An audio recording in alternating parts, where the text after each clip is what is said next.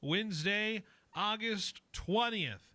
To everyone who is listening, however you're listening, thanks for joining us on the show here on 1430 ESPN. We are good to be here, glad to be here.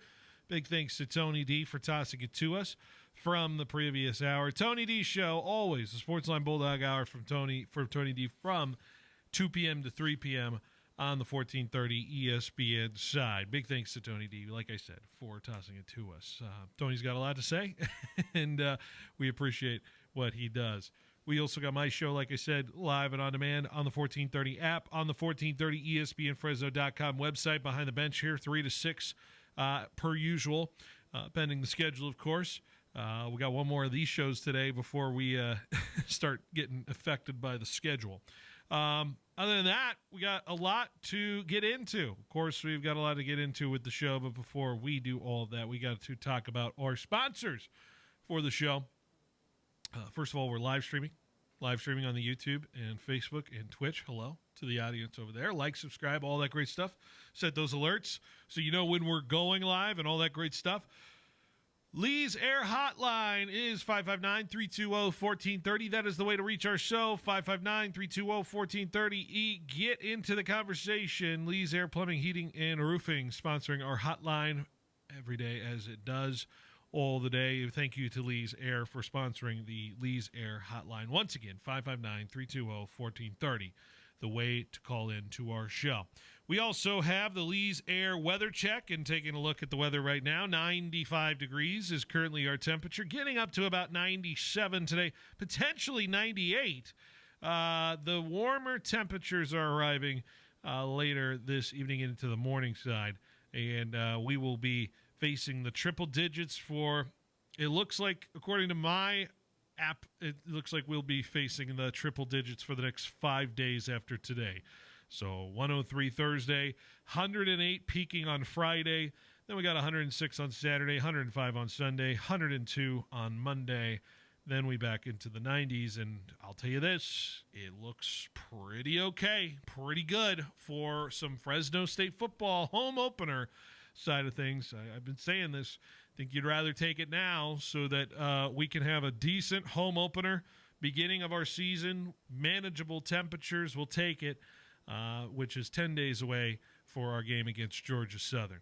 Of course, we got another game to get ready for, this Kansas game coming up on Saturday. We'll talk about that momentarily. Also, let's get into our sponsor for the 3 o'clock hour, Clovis Truck Center, formerly known as Linux of Clovis. They're the first, the biggest, and still the best in the Central Valley. Of course, they can help you get ready for your tailgate with all of their fantastic features they have for you for your truck, SUV, car, all those accessories, including some bed slides, including some bed covers, including some refrigeration I've seen they can offer, some bed steps, all that great stuff. They can get it done for you there. Clovis Truck Center, just found south of the rodeo grounds in Old Town.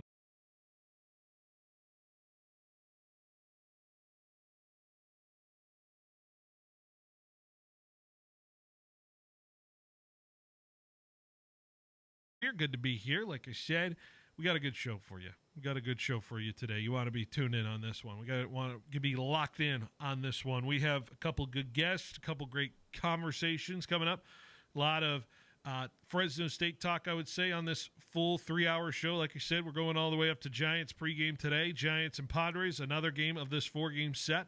Game 3 of this one. So far, it's been split.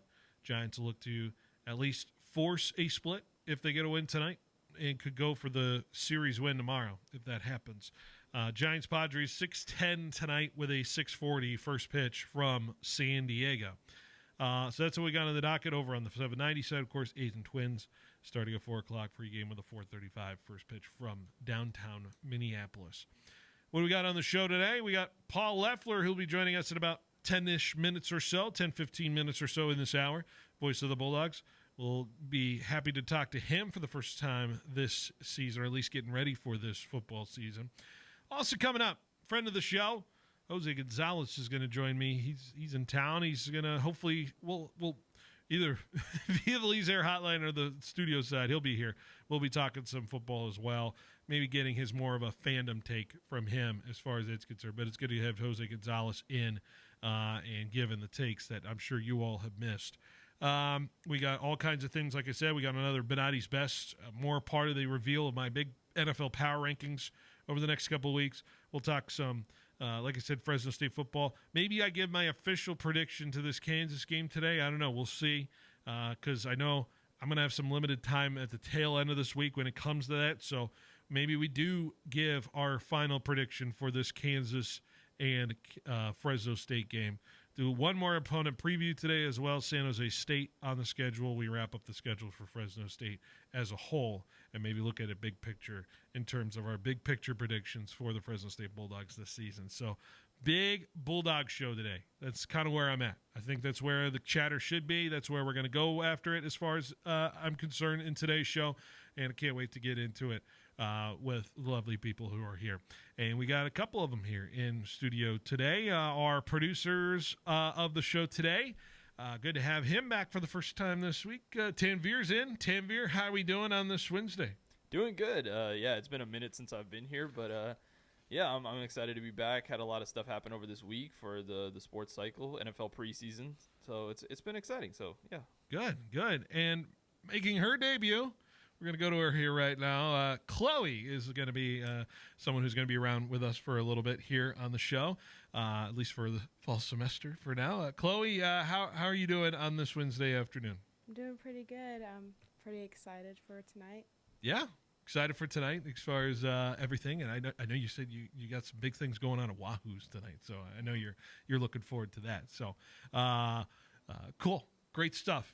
We're going to get into the show, like I said, kicking it off and talking about all the great things that have been going on. Fresno State football, of course, getting ready for their season, getting ready for the Kansas game, the expectations, the feelings around this game. There's a lot surrounding it in terms of that. And I would say I'm curious where people's expectations are. I've been saying this the last couple of days. I've been on it as far as it's concerned. I want to hear from the people. Obviously, like I said, 559-320-1430 is the way to go about it. But I think this is such a unique season for the Bulldogs because of the way this nature of this transfer portal / new era of college football. I truly, really feel like this is the first kind of clean, new, big slate to the program where I'm not saying facelift. I'm just saying it is just a different kind of vibe around this team in terms of that. We haven't had really a new regime in quite some time in terms of this. So I'm curious to see what the operational feel will look like for this football team, how it goes about in this game. I can't wait to see what that is. Tanvir, I don't know if we've stopped down and really thought about this game, and Chloe, I'll invite you to be a part of the conversation as well. But I think there's a lot of people hedging on what they really believe is going to be happening in this game because of the unknowns about it. I think these are two teams, personally, I think, and what we've been looking at, are kind of looking in the mirror, per se, in terms of the way their personnel has shaped up. We talked about it about a month and a half ago in the preview side, but I think it's a hard game to gauge in terms of what really will happen on Saturday. Yeah, I mean, if you look at the spread, it's kind of insane, right? It was like 12.5 points or something like that. I don't think it's going to be that big of a difference when it comes to between these two teams, because I think the talent between both of these teams is actually not that big of a difference. I know some people will say there's a large gap.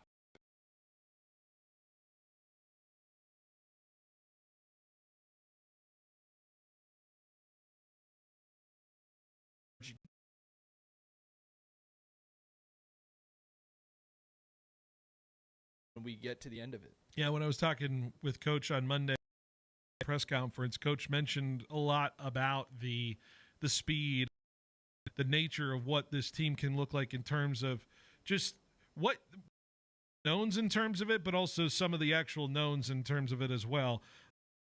Sound real quick as far as the new personnel here and getting ready for kind of the unknowns on this roster. Let me see if I can play this real quick. When you prepare for an opponent like this, they seem to dip a lot into the transfer portal. You see the physicality maybe on the tape of what those guys provide physically, but the implementation of them and what they're actually going to look like in the system. How difficult is that preparing for a team you have no tape on basically from what they've done with the guys that have been coming in? Well, you're exactly right. You don't have any film on a lot of the additional and new guys, and that's just become part of the landscape of college football. What you try to dive into some maybe other film if they have live reps from somewhere else. If they haven't played anywhere, you're kind of just, trying to figure out what skill set they might have, where they're at on the depth chart. I know they have a couple new receivers that are coming in that have game-changing speed, the ability to take the top off, make you miss in space. And so, like I said, we've tried to find as much film on everybody as physically possible, and now trying to hypothetically look at how are they going to implement these guys into the game plan, or how would they fit into what they're doing from a schematic standpoint. I found it interesting that he had to point out the game-changing speed of the wide receivers. When a coach has to pinpoint something specifically, when you talk about it more generic of where you worry about or where you prepare for it, when I hear him say, "Okay, the wide receivers was the one that pops up first in his mind," that clearly seems to be the number one priority for him going into this game. I would imagine, especially him being a defensive-minded guy. Oh, for sure. I mean, that's what I pointed out right now. Exactly. Right? The receivers are the best quality about this offense, and quarterback Jalen Daniels is going to be able to sling the ball to them. I think that this secondary, as I said, we have the talent to kind of match them, but that is going to be the biggest matchup of this specific game. If our secondary gets burned, I think you could see a scoreline that reflects whatever the spread was, but I do also believe that whoever it is matching up against their ex, it's going to have to be a difficult task, but I think that they will be able to get it done. And we'll get it. My 5 of 5 today is going to be the top 5 most what do I put key players for Fresno State in this game, and we'll get into that in the 5 o'clock hour. But I cannot wait to see the chess match. I said this, and you'll read about it. I'm doing some stuff for Jackson Moore, and he'll have some sort of something out there on Friday about it. But I pointed out, I think I can't wait to see what the chess match looks like in terms of first half to second half adjustments with this coaching staff.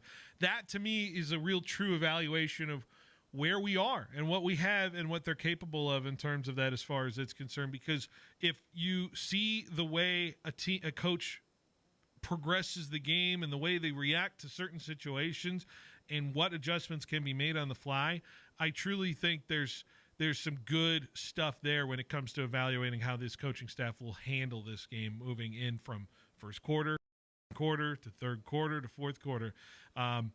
To me, it translates so easily in the NFL. When I was, I grew up watching the Patriots, and the Patriots always seem to be, don't worry about what happened in the first half. We're going to find out what we can do and what we can fix, and then here's the adjustments. They made the adjustments. They won a lot of games. And any epitome of a good coaching staff comes down to that aspect of the football game, and we get our first look at that because we don't get that look in the summer and whenever fall camp gets going. It's that moment in those games when they adjust it is such a key part of this, I would say, audition for this Fresno State fan base, and that's an aspect of the game I can't wait to see. Yeah, I agree with you, but I also think, some fans, a lot of the time when they see the first game, they'll always start nitpicking on the talent perspective, and what I argue is talent can definitely change and progress throughout an entire season. In terms of early games, I always look for what is the coaching looking like, because I think it's always more difficult to change philosophy across an entire season from a coaching perspective than it is like can a player actually just get better throughout the year. So that's going to be the biggest thing that I'm looking for in this matchup.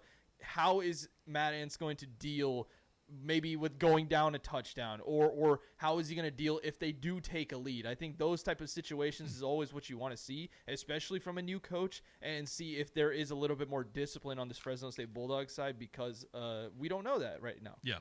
I think coaching aspect of it under that same umbrella, the penalty situation too. For and sure. Where that all is cleaned up in terms of that. Fresno State at times was really good last year in the penalty department, and then suddenly there's some head scratchers that sit there and you're just like, what in the hell is going on? So I can't wait to see it. We got to take a break because we got to bring in Paul Leffler here on 1430. So let's take a break. We're just getting started. Behind the Bench, streaming right now on YouTube, Twitch, Facebook, and we're live on the 1430 app. Behind the Bench, just getting started here on 1430 ESPN Fresno, the Valley's local sports leader. Paradigm AI smoke drivers to take your game state-of-the-art technology. They've created the most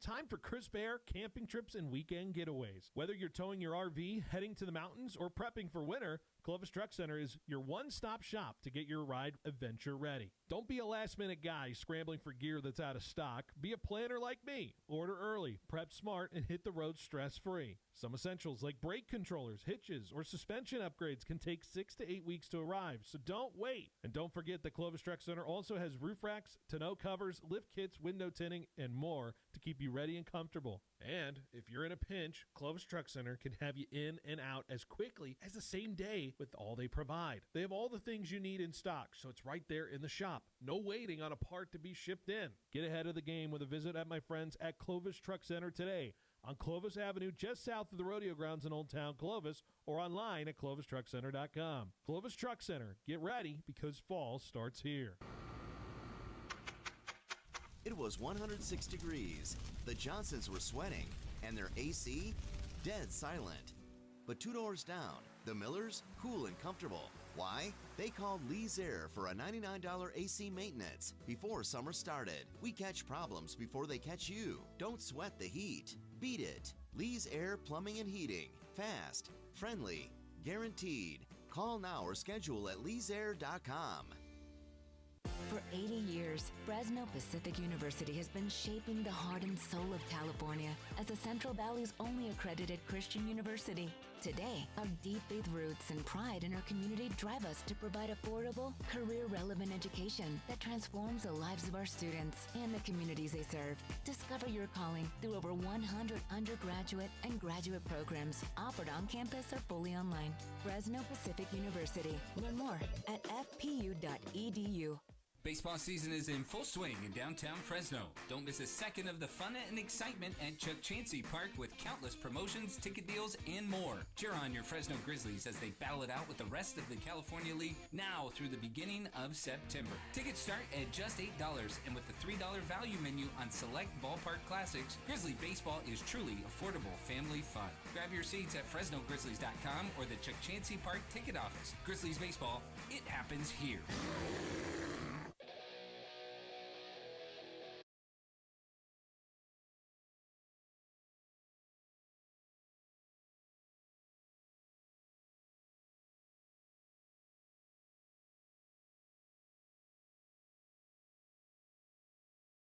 Back to Behind the Bench here on 1430 ESPN Fresno, the Valley's local sports leader, fired up and ready to roll for our next guest here, who has been obviously on this airwaves a while for us on the Tony D side, but good to have him here on the Behind the Bench side for us on this Wednesday. Paul Loeffler, voice of the Bulldogs, now joining us here on the Lee's Air Hotline.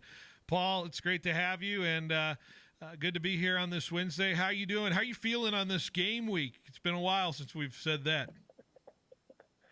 Yeah, and it came fast, man. Summer went by in a hurry. Week 0 game will do that to you. You know, you add in coaching change, a lot of new players. You know, I'm sure once we're on the bike, it's going to feel like old times. But it's kind of felt like learning how to ride the bike again, getting to know new people, getting ready, and thinking you're on top of it and realizing how many more things you need to do between now and 3:30 p.m. our time on Saturday. Absolutely, and we'll get into everything like that, you know. But I'm curious from you, because you have such a good perspective on everything with this team and with this program, and it you know, with a new coaching regime now in, you know, we've had the Tedford, DeBoer, Skipper era kind of come and go now. It feels like we're really in a new era of this football program. How have you seen the coach and staff kind of form into the Bulldog traditions, and maybe also try to bring their traditions into this program? Yeah, I think he's done a really nice job. And, you know, one of the things he did was kept around some guys who understood the tradition, like, you know, J.D. Williams, who might be the best, you know, teacher of the defensive back position in the country. John Baxter's one of the all-time special teams coaches, and Delvon Hardaway's coaching the receivers. You got some guys who've been involved in Bulldog football. If you add them all up, I mean, that's probably a continuous string going back to the mid-'80s. And, you know, that's big. And he's gotten out in the community. He's heard a lot from Coach Hill. You know, Coach Hill's at practice all the time. Coach Tedford's been to a couple practices. So some coaches, when they take over, they're not, secure enough in who they are to have that open door policy. They're threatened by the guys who did that job before. You don't see any of that with Coach Entz. I mean, he understands, those guys built Bulldog football. He wants them around as much as possible. Even, Coach Baxter's been turned loose to build a new alumni network, even with some special branding on it that I think the alums are really going to enjoy and already are. This Bulldog for Life idea. So I think he really gets it, and I think we're going to see dividends from that moving forward. And the other thing is he's built a culture. He's got a real cohesive unit for a group, players, coaches, support staff with so many new faces. They really do seem to be operating as a family and as one unit, which is that says something about his leadership. Mm-hmm.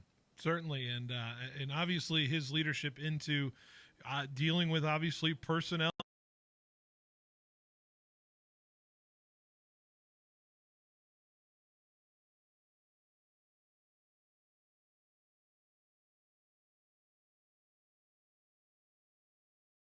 It's an interesting way he's been able to handle those battles. Talking about how he's trying to keep the guys hungry below him, and it's not necessarily a locked-in situation for a lot of guys. How do you feel like he's been able to handle those battles all throughout the summer? Yeah, I think that, it's been really good. It's fostered a lot of competition. It said, hey, nothing is earned. You guys are some of you may have been here, but you're all new to me. And I think the players have responded well to that. You look at a lot of position groups where Bryson Donaldson in the offseason, everybody knew was going to be the main back, but he's really been pushed in that backfield. Speedy Luke is a big-time addition that fans are going to fall in love with. Mm-hmm. Jonathan Arsenault is taking advantage of a clean slate to make a real strong impression on the staff. I think we're going to see him on the field. Brandon Ramirez, hurt last year, didn't get to play. He's ready. We're going to see him on the field, and we've seen plenty of Gilliam in the past. So I just named 5 guys who are all going to get worked into the mix somehow, and I didn't even mention Devin Rivers, who's part of the greatest running back family in Bulldog history. So there's some depth there, and I think position by position, coaches have done a really good job of not playing favorites, of giving guys opportunities. And, of course, the position where I think that's the hardest to manage is at the quarterback spot, because so few programs play multiple guys there. But it wouldn't surprise me at all if by the end of the year we saw E.J. Warner, Carson Conklin, and Jaden Mandel all get some opportunities. I can't wait to see what this team will look like. And we were talking to Entz on Monday about it, and I know there's some practices that have happened since then. But as we get into this focus of what this game week means and what this week 0 opportunity means, obviously Kansas is a program that's excited to open the doors to their newly renovated house on Saturday. I can't wait to see what the football element of this game is. I know you asked about the quarterback to start things off. Kansas has, but I think there's so many ways you can go about where this game plan can go for this team. What is it? Does it start with the quarterback for you, or where's another spot that starts with this game? Well, I think it all starts with the quarterback. That's what their offense is built around, and he's not a straight drop back passer. He's going to run the ball. They're going to run some option. They're just going to have a lot of wrinkles to what they do, and Fresno State needs to be prepared for all of that. And if Pat Hill tells me that it starts and ends with the quarterback, then I'm taking that to the bank. Yeah. Because that guy knows football, and he's forgotten more than I'm ever going to absorb. So yeah, I think the other area, the matchup to watch, is Kansas's defensive line against Fresno State's offensive line. I think this O-line group is improved. The move of Jacob Spomer as the most experienced lineman to center, I think is going to yield big dividends. Roland Fullwood's guy's been in the program for years, never really fulfilled his potential, and he looks like he's in the best shape of his career, and really it's clicking for Roland, big number 71. So that's a real good-sized right tackle that they're leading with. They're also starting a true freshman at left tackle, and that just doesn't happen in college football, at least not at this level. So Braden Walton's going to be in the crosshairs, and you know that as Kansas puts together a game plan and say, oh, we got a guy playing his first college game, let's see what he's made of. And I think that the test will be the bodies that are banging into him Saturday are going to be a little bigger, faster, stronger than the bodies that have been clashing with them all fall camp. So how does that Bulldog offensive line handle a pretty big, physical, strong Kansas defensive line, I think, is my second question after can the Bulldogs contain the quarterback. Yeah, and we talked about it all last year with this group. I think it's kind of simple with how the run game can affect things. You mentioned all the great running backs that Fresno State is boasting right now in their depth chart, but obviously getting the blocking ability to make it happen. Sometimes last year we were missing some guys that could make that difference, and hopefully this year it looks like that. I feel like the key to it is just keeping the game in front of you in this one, especially with such a dynamic quarterback. I'm very curious to see how first quarter to fourth quarter looks and the progression of where the adjustments will be with this coaching staff. And I wonder if that's something you take invoice in on as far as how a game progresses and the way they attack things. Oh, without a doubt, especially in this situation where, it's game one. And in this era of college football, it used to be, you had new players on a team, but you might have had 15, 20 guys in your freshman class, and usually not too many of them were going to play. So you had a pretty good handle on the guys that were actually going to see snaps. Now, with the transfer portal, literally half the team is brand new. And Kansas, they have 40 guys that are from the portal and new. So it's really hard from a scouting perspective when you don't have any body of work for this year's Kansas team or this year's Fresno State team. And in light of that, a couple things come to mind. One, Coach Entz has preached throughout fall camp, he wants Fresno State to be the best prepared team in America. And, if that shows on Saturday, if they are better prepared than Kansas, if they're more cohesive than Kansas, if they execute better than Kansas, you pull off the road upset against a team whose budget dwarfs yours. I don't mean it's bigger. I mean it's multiple times what the football budget is. It's not even close. So, regardless of a power conference team's tradition and how many games they won last year, it's a huge upset anytime you can go on the road and beat one of those teams. Anybody in business, you got a lot of listeners that are business owners, they know the guy down the street who has 3 times their budget. It's kind of hard to beat. And that's what Fresno State has done time and time again. That's what Pat Hill built his reputation on. And I think this team is capable of it, and that could be an edge in preparation. So you've got that factor. And then the other one is just what you said, which is adjustments. Because there are going to be new discoveries along the way, both teams are going to be surprised by some things that they see from the opponent on Saturday. Who makes the better adjustments and how quickly can they adjust? That could end up being the difference in the game. Coach Entz, I saw this stat in the media release. Coach Entz could be the first coach to win a road debut since 1950 in this program history. Hard to believe with all these great coaches we've had, but it would be a historic win for him. I'm curious in terms of just how this game actually you feel like will flow for this Bulldog squad. Do you feel like it's a shootout potential? Do you feel like it is a feel it out and we'll see how it kind of goes? How do you sense this game potentially going in terms of how it'll go? I know maybe it's a hard question to answer because we really don't know what we really are going to see with all the pieces put together, but maybe I'm putting you on the spot here. Well, I think one thing that's important to remember for Southern is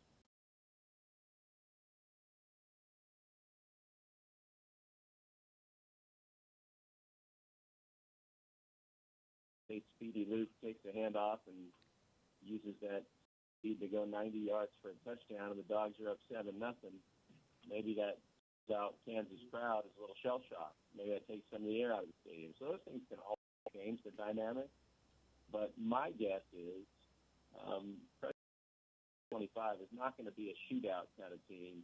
It's going to be a run the try to dominate the line of scrimmage. Make sure you maximize your efficiency in down situations on both sides of the ball. Be in every game in the fourth quarter, and hope that you can execute well enough to win a game. It's a one-possession game in the fourth quarter. And that's where quarterback play comes in. So, E.J. Warner doesn't have to take this team on his back like Jake Haener did in the Rose Bowl and engineer some crazy comeback and win a shootout. He just needs to execute the offense. He's got a phenomenal defense, I believe, that is going to make his job easier. And with an improved offensive line and the deepest running back group I can remember in a long time around here, that's going to take some pressure off him as well. So what he needs to do is make good reads. He needs to recognize what the defense is trying to do, and there's situations where he needs to get him into a better play for what the defense is giving him. He needs to, take the initiative to do that. And when he does throw the ball, he needs to be accurate. And, on those third down situations especially, he needs to make good decisions with the football. And if he does those things, I think Fresno State has a chance to win a lot of games in 2025. I think he did hit it right there with E.J. Warner. And I think some people are like, well, I see some statistics from his previous years. There's a little bit of stuff that makes you nervous in terms of the interception to touchdown ratio. But like I said, I wonder if this is the most complete offense he can be in, where you put it on the head. You don't have to do the hero stuff in this offense for it to work, in my opinion, if it's going the way it's supposed to go, and what I believe Coach Entz is going to go. And I think I'm imagining you're feeling the same way, that E.J. Warner is in a really good spot to succeed, at least here in the start, because of how this offense could be set up here. Yeah, I think that's exactly it. And there's a reason that he chose Fresno State. I mean, there are a lot of other places that he could have gone. And when you look at his track record so far in college, he's played for the Owls. He's played for the Temple Owls. He's played for the Rice Owls. Those are college football powerhouses. None of those three teams were winning teams. None of those teams won more than 4 games. He's 9-22 as a Division I starter. And you say he's thrown this many interceptions. Well, think about it. If you're playing for Temple or Rice on teams with a losing record, and you can say whatever you want, well, maybe his quarterback play contributed to a losing record. Sure, there's a little bit of that. But did he have the kind of defense at either of those schools that Fresno State has? How many of those games were his team's favored in, right? Mm-hmm. Not that I ever look at that stuff, but that's, in his case, that's a legitimate consideration. I don't think he's ever had a defense like Fresno State's going to have in 2025. And I don't think he's had the running attack that, again, is going to make his job easier. So how many of those interceptions were thrown because his team is down by multiple touchdowns and everybody in the stadium knows he's going to throw the football? When a team can pin its ears back and come after you when they know the ball's going to be in the air, the odds of a takeaway go way up. So situations matter. That's not an excuse, but it could be a possible explanation for some of that touchdown to interception ratio. And this is his opportunity to prove it on the field. I wanted to get into the captains real quick, the selection for this year, and I think this is such a interesting but really good group to dig into. Cam Braca, Azilian Hamilton, Jaden Pearson, Jacob Spomer. What do you make of the selections, and why do you feel like the peers around them felt like those 4 guys can represent the Bulldogs this season? Well, I mean, 3 of them have been here and have earned the trust of their teammates. And, those are pretty self-explanatory, I think. It is interesting that 3 of those 4 are on the defensive side of the ball.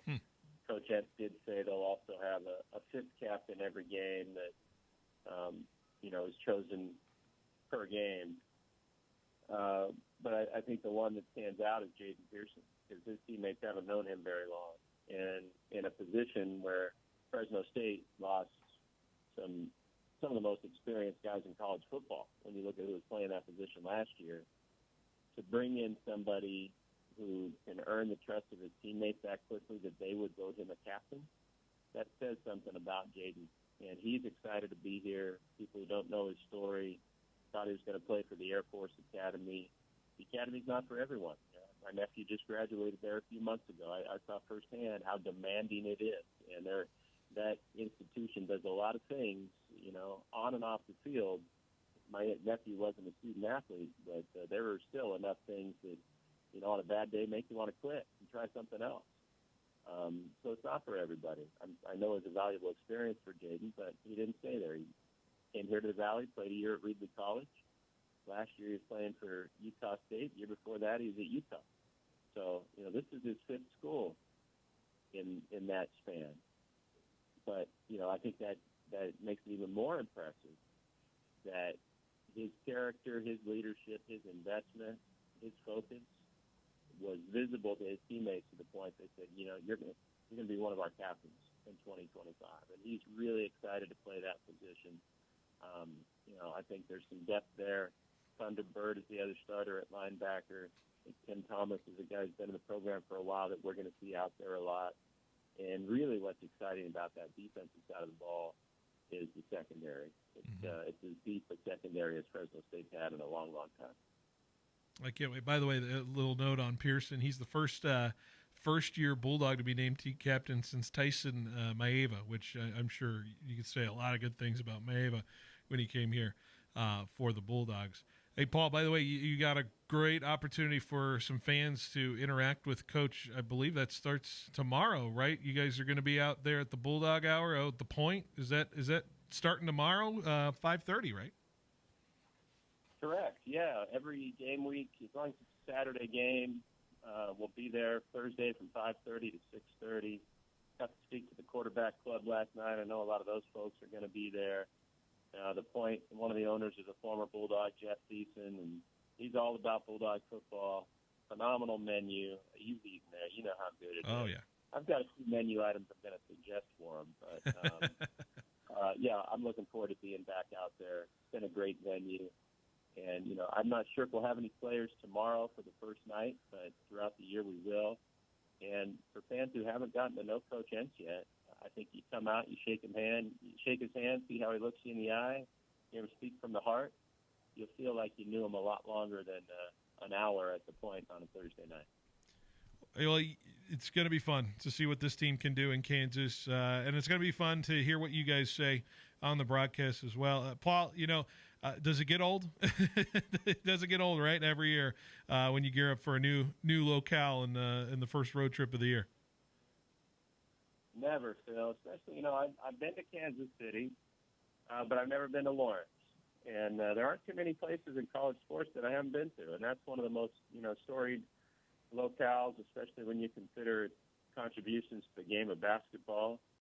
The only losing basketball coach in the history of the University of Kansas is the guy who invented the sport, Dr. James Naismith. And I understand they've got a nice dedication to him there. I heard so much about Fog Allen Fieldhouse.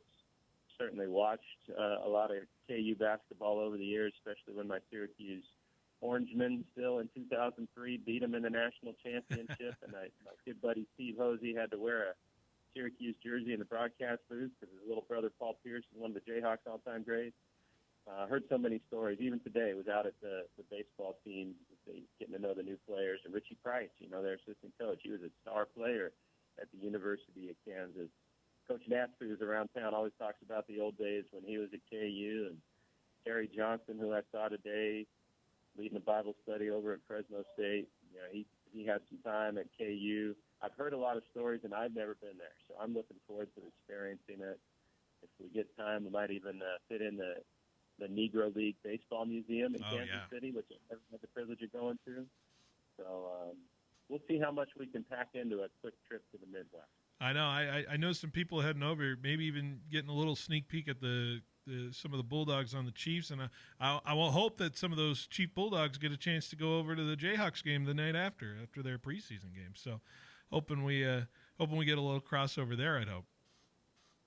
Yeah. Cam Worrell, he'll be on our sidelines. He's got his work cut out because he's going to have his eyes open for Magdalena and Nico Remigio, who are playing his Bears the night before there in KC, as you said. Kurt Warner and Brenda, who anybody hasn't watched American Underdog and you don't know that story that family's, life arc takes. I mean, it's incredible. And now Fresno State's quarterback is a part of that story. And I think Kurt and Brenda will be there rooting on EJ. There's going to be some star power in the house. I know a lot of folks around Fresno State remember Father Bill Lucido from the Newman Center. Now he's at Holy Spirit up there. But Father Bill told me he's going to the game and sitting in the Kansas student section wearing Bulldog red. Oh, wow. So you might need to say a prayer for Father Bill. Make sure he comes out alive. Oh, man. That'll be something. That'll be something for sure. I'm sure he'll pop on the TV side of things for sure. Paul, hey, I appreciate it as always for taking the time. I wish you safe travels out to the Midwest, and I'm glad you're avoiding the heat for a little bit. But safe travels. Have a great call in the football game on Saturday. Well, I saw 85 degrees with 60+% humidity, Phil, so I think it might be a little sweaty out there for the Red Waves in Kansas, but hopefully that victory is coming back to the Valley. Hey, we'll take it. We'll take it. Paul, appreciate it as always. Thank you much, and have safe travels to Kansas. Anytime, Phil. Take care. All right. Paul Loeffler, voice of the Bulldogs here on 1430 ESPN. Let's take a break. We'll be right back with more Behind the Bench right after this on 1430 ESPN Fresno, the Valley's local sports leader.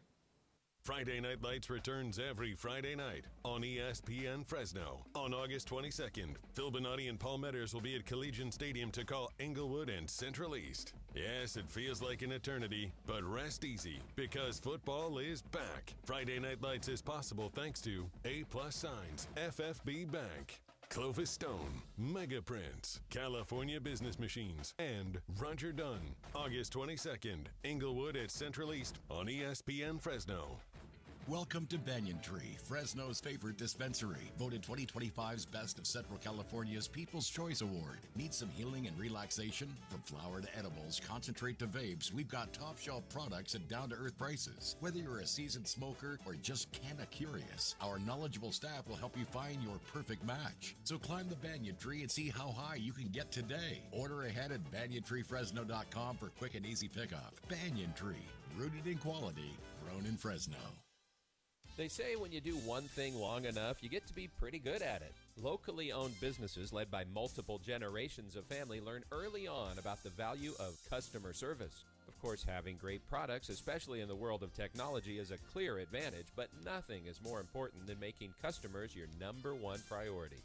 My suggestion for the right company for digital office technologies and services is CBM, California Business Machines. With offices in Fresno and Visalia, this top-tier Kyocera dealer has led the category, not only in but with customer service. When you partner with CBM, you're aligning your business with a premier, nationally recognized company. Since 1953, CBM has been helping Valley businesses manage, change, streamline, and control their expenses. In fact, California Business Machines pioneered the 3-cent color copy, and I'm sure they'd love to tell you more. Call 225-5570 or check them out online at cbmsolution.com. Introducing The Sidebar, a brand new open-air beer garden at Me and Ed's Coney Island Grill in River Park. Experience a new way to catch a game, hang with friends, and enjoy new appetizers, char-grilled burgers, salads, wings with over 10 house-made sauces, and of course, world-famous Me and Ed's pizza.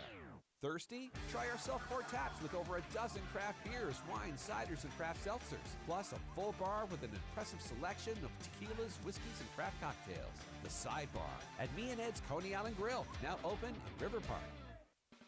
Everyday Junk Removal and Hauling was awarded the first place gold in the Fresno Bee Best of Central California People's Choice 2025. Thank you to Fresno for voting Everyday Junk Fresno's best. They'll haul away furniture, mattresses, appliances, construction debris, gone for good. Need a bigger cleanup? They offer dumpster rentals too. Everyday Junk Removal gets the job done right. Call them today and receive $20 off a half load or more. Get your free quote now at everydayjunkremoval.com. If you owe the IRS back taxes, then get ready to pay up. The IRS has giant private collection agencies actively tracking down folks who owe the IRS. So if you think dodging them was stressful in the past, it's going to get a whole lot tougher. Optima Tax Relief has this advice. Don't wait. Solve your tax problems now before it's too late. Optima Tax Relief works to stop the demand letters, stop the aggressive collection actions, and stop the IRS collectors from targeting you. Ask Optima about the Fresh Start Initiative, one of the biggest breaks the IRS has ever offered. If you qualify, you could save thousands, and nobody knows this program better than they do. Optima is A+ rated with the Better Business Bureau, and they get results, having resolved over $1 billion of tax debt for their clients. Get a fresh start. Call today for your free consultation. Call 800-343-6460. 800-343-6460. 800-343-6460. Optima Tax Relief. Some restrictions apply. For complete details, please visit OptimaTaxRelief.com.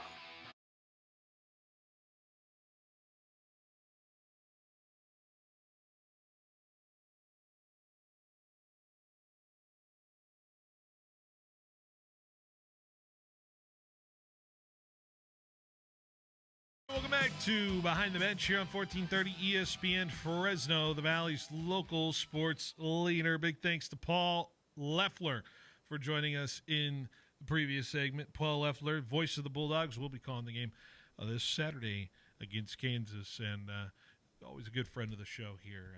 Good to have him. He's always here weekly with Tony, usually on those Mondays, so nice little debrief there on those Monday afternoons for you. So pleased to have him on for this edition of our programming. Speaking of stuff that's going on, I'm going to do it again here on the show here real quick. Just want to remind you, we got a lot of things happening with our station here coming up, and including right now. So, folks, I want to let you know we are pairing up with Grocery Outlet. Grocery Outlet, that's right. We are getting you ready for a tailgate opportunity for you. Grocery Outlet has been obviously fantastic for us, and we are going to be doing a lot of good stuff with them here for the football season. So, folks, if you go visit your Grocery Outlet in Kerman, Sanger, and in the southeast, downtown, and northwest locations, you can enter yourself to win a potential tailgate-ready contest. That's right. We're going to be running a contest with those grocery outlets specifically. We're talking the one in Sunnyside, downtown, and the one by the Shaw 99 area. You can enter the contest to win a pair of Fresno State home game tickets, and we'll give you $100 to your tailgate opportunity as well. So, Tanvir, Chloe, I'm sure have you tailgated before in your life? Have you ever been to a tailgate or hosted tailgates before? You know, as big of a football fan as I am, I have tailgated, but I don't think I've tailgated enough. Like, I feel like a lot of the times when I go to football games, whether it be Fresno State or it'd be like an NFL game, I'm always just like, let me just show up to the game. But I honestly should be tailgating a lot more. Tailgating's a whole different culture. It's a whole different thing. Chloe, you ever been to a tailgate, or have you ever tailgated with some? I've actually never tailgated before. No. I've only been to a handful of football games, especially college football games. So never been to a tailgate. Okay. Well, this is a great opportunity because we got to do it. Here's Grocery Outlet is setting you up perfectly because $100 for a tailgate can go a long way. I'm telling you, the price of stuff nowadays, you know what we're talking about. Grocery Outlet's got really good options in terms of that. And so I want to let you know that you could win $100 for your tailgate, and we'll give you 2 tickets to a Fresno State home game. That sets you up pretty nicely, right? All you need is the tailgate spot, and you're good. You're set up for the night in terms of that. So, like I said, Kerman, Sanger, and then Sunnyside, downtown, and Shaw 99 grocery outlets. Those are the places you want to go so you can learn how to enter into the contest here with ESPN Fresno. Big thanks to Grocery Outlet for doing that. Another big thing going on. Another reminder, we put it out on our socials, but I want to remind you folks right now, currently the time of the Central East at Inglewood game is still 7 p.m. At Collegian. We're gonna monitor their situation. I'm sure we'll be letting know about that. But Friday Night Lights makes its return. That's what I'm more trying to talk about here. Friday Night Lights is back, ready to roll, starting this week. Yours truly going to be calling the games. Paul Metters is going to be on the call as well, and even legendary coach himself, Pat Hill, locked in for some games as well this season. So I can't wait for that again. Tanvir, you saw the tail end of last year's stuff in terms of that. The football on the field. Yeah, on the field, football coverage, and it's quite an interesting crew up in our box. I can't wait to get another season started with them. I know Pat's going to be out of Kansas this week, so he won't be on the cast this week. He's going to actually start with us against it'll be Clovis and Salinas next week. Interesting fact that I know nobody cares about. Go ahead. The Clovis High versus Clovis East game was the first time that I was in contact with anyone from ESPN, and that's how I got in contact with you guys. So it's just all, just coming together, I guess. Talk to our old friend Jeremiah. Yeah. Jeremiah told me about it. It became a whole thing. Yeah, now we're here. And it'll be fun. It'll be a fun season. I love the high school football aspect of it. I know Paul Metters loves it as well. It goes without saying. And Pat absolutely, just every time. He has Just so a much ball. fun. He is so much fun on those broadcasts. I can't wait to see him again. I saw him earlier this week, actually, so looking good. He's out of the sling, guys. People have been texting me, by the way, about Pat in the sling because they've seen photos of him at the football practices. Pat's out of the sling. He's good. He's ready to roll. He is probable for week 0. Because that would have affected his speaking ability for sure. Surely. Pat likes to do the boom, yes. all that stuff. So I just did a little fist bump for the listening audience as far as that's concerned. So one final thing. We have our Student Athlete of the Year campaign beginning this week as well. So football games. I know there's some even that start tomorrow, some football games that happen. You have a performance in the football season and beyond that you feel is worthy of being a Student Athlete of the Week nominee. Be sure to go to our website, 1430ESPNFresno.com, and nominate an athlete in your life today to be our Student Athlete of the Week for ESPN Fresno. It's quite simple. Put them in there, nominate them, give us a little reason why they should be a Student Athlete of the Week, and also they just got to have a 3.0 GPA for them to be eligible. So that's what we are looking for. Student Athlete of the Week is beginning. We are going to have our first Student Athlete of the Week literally next week, next Thursday's show. We'll have them on, and can't wait to get that thing started again. It was such an awesome time talking to all of the great athletes we had. We had a fantastic banquet at the end of the year of everyone being there, so I can't wait for that to begin again as well. All right. We've reached the end of our first hour. Coming up next, I wonder if Tanvir's probably been wondering what my power rankings have been looking like. Yeah. I know we're doing this now. So we got Benotti's Best. Gonzo's coming up next as well. Hour number 2, hour number 3 still left on Behind the Bench on 1430 ESPN. Drum roll, please. KFC is bringing back the bold, craveable classic guests and fans have been asking for. Hot and spicy wings and potato wedges. For a limited time, the ultimate fan favorite pair will make all your game days this season even more delicious. And that's not all. While it feels like competitors are continuously making their food smaller and smaller, for the same price, the Kentucky Fried Chicken Sandwich remains bigger and better. Guests can get it for just $3.99 for a limited time. You can't beat that, only at KFC. Summer is here, and the hottest deals are at Valley Pure. For premium indoor house flower to tasty edibles, smooth vapes, must-have concentrates, and refreshing cannabis drinks, we've got everything you love at prices that keep you coming back for more. Stock up for your summer fun with unbeatable discounts across all Valley Pure locations. Whether you're looking to relax, celebrate, or spark up some good vibes in the sun, Valley Pure has the deals to keep the season rolling with easy online ordering and curbside pickup right from the app. Hey, it's Phil Benotti from Behind the Bench for my friends at Valley Athletics, the new go-to sports facility in the Central Valley. Founded by Valley legend Vance Wahlberg and former Bulldog volleyball coach Jonathan Winder. Valley Athletics allows athletes to really shine at volleyball, basketball, and pickleball. Visit valleyathletics.co right now to learn more about enrolling in our current volleyball and basketball offerings that include league play. That's valleyathletics.co. Proud sponsors. Mike Dermanuel Jr. of Hub International Insurance Group. People that have homes, this is their most significant asset, and our job is to protect the assets and to give impartial and good advice. I think our growth reflects the amount of trust people have in us. Hub International. Learn more at hubinternational.com. License number 0757776. If our clients succeed, and I think that's what we work on every day. Quick, where can you find a great selection of Tempur-Pedic, Stearns & Foster, Serta, and Mattress First bedding? Easy. The same place you'll find adjustable beds, sheets, pillows, mattress protectors, and more. Sleep Retreat, Inside Fashion Furniture. It's worth the time to walk through and imagine what your home could look like with beautiful new furniture. Or how comfortable you'll be on your new mattress. Fashion Furniture on El Paso, across from River Park. There's nothing like it in all of California. Sports fans, whether you're gearing up for your next adventure or simply searching for the perfect ride, Ed Dina's Auto Center has you covered. Now, let's hear from the 2018 Mountain West champion, Marcus McMarion.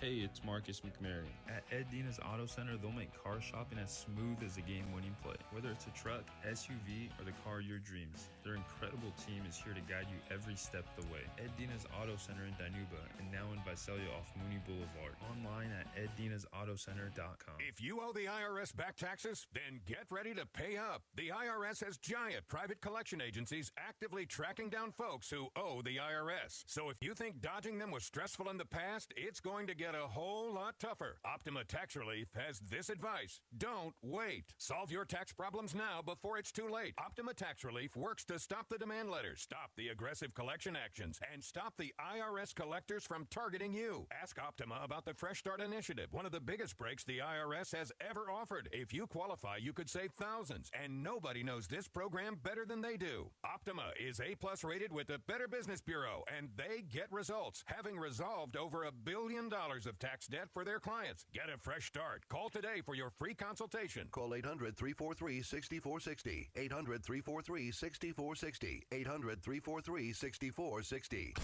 Optima Tax Relief. Some restrictions apply. For complete details, please visit OptimaTaxRelief.com. You're listening to the home of the San Francisco Giants. KFIG Fresno, 1430 ESPN. This is SportsCenter. I'm Ed Venkin. It's another busy night of baseball with several contenders taking the field. The Mets and Nationals are already underway in Washington, and they are scoreless in the second. New York leads Cincinnati by 1 game for the final National League wildcard spot. The Reds, who are looking for their 4th win in a row, will take on the Angels later tonight. Others were in action this afternoon. The Phillies finished off a sweep of the Mariners with an 11-2 victory. Seattle stays a game and a half behind first place Houston in the American League West race. That's after the Astros fell to the Tigers as Detroit finished off a sweep this afternoon. Fly ball, center field, crushed. Going back, Trammell still going. Leaps up, off the wall, over his glove. Riley Green is going to be waved around third. Dingler will cruise to third. He will make it without a throw. 5-0 Tigers. That call from 97 won the ticket as the Tigers win 7-2. In that game, Astros outfielder Taylor Trammell left on a cart after crashing into the center field fence in the first inning. Detroit has won 7 of its last 8. Houston has lost 6 of 8. The Tigers lead the Guardians by 10.5 after Cleveland lost to Arizona today. They lead the suddenly surging Royals by 9.5 in the division. However, the Royals are just 2 back of the Mariners for the final AL wildcard spot. Kansas City hosts Texas this evening. Rangers manager Bruce Bochy will miss tonight's game due to a personal matter. To the NFL, the Ravens got a bit of a scare at today's practice. Lamar Jackson left early and was attended to by team doctors. The Ravens say he is fine after accidentally getting his foot stepped on. According to ESPN's Adam Schefter, the Vikings are trading defensive tackle Harrison Phillips to the Jets, along with a 7th-round pick in 2027. They get a pair of 6th-round picks, one in 2026, one in 2027. Hey, it's your resident Super Bowl champ, Chris Candy. Coming up Thursday, Justin Herbert got his head coach last year. I'll tell you why he's all out of excuses moving forward. It's Unsportsmanlike, 6 a.m. Eastern, right here on ESPN Radio, ESPN2, and ESPNU.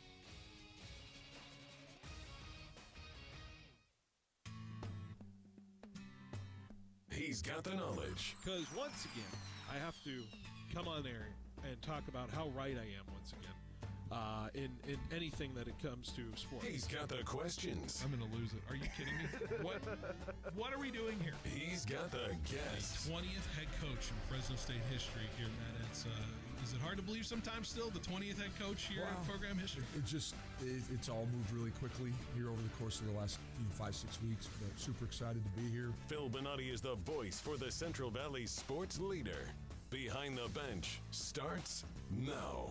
Brought to you by Helena Agri. That's right, Behind the Bench here on 1430 ESPN Fresno, the Valley's local sports leader here on this wonderful Wednesday. Happy hour number 2 of our show.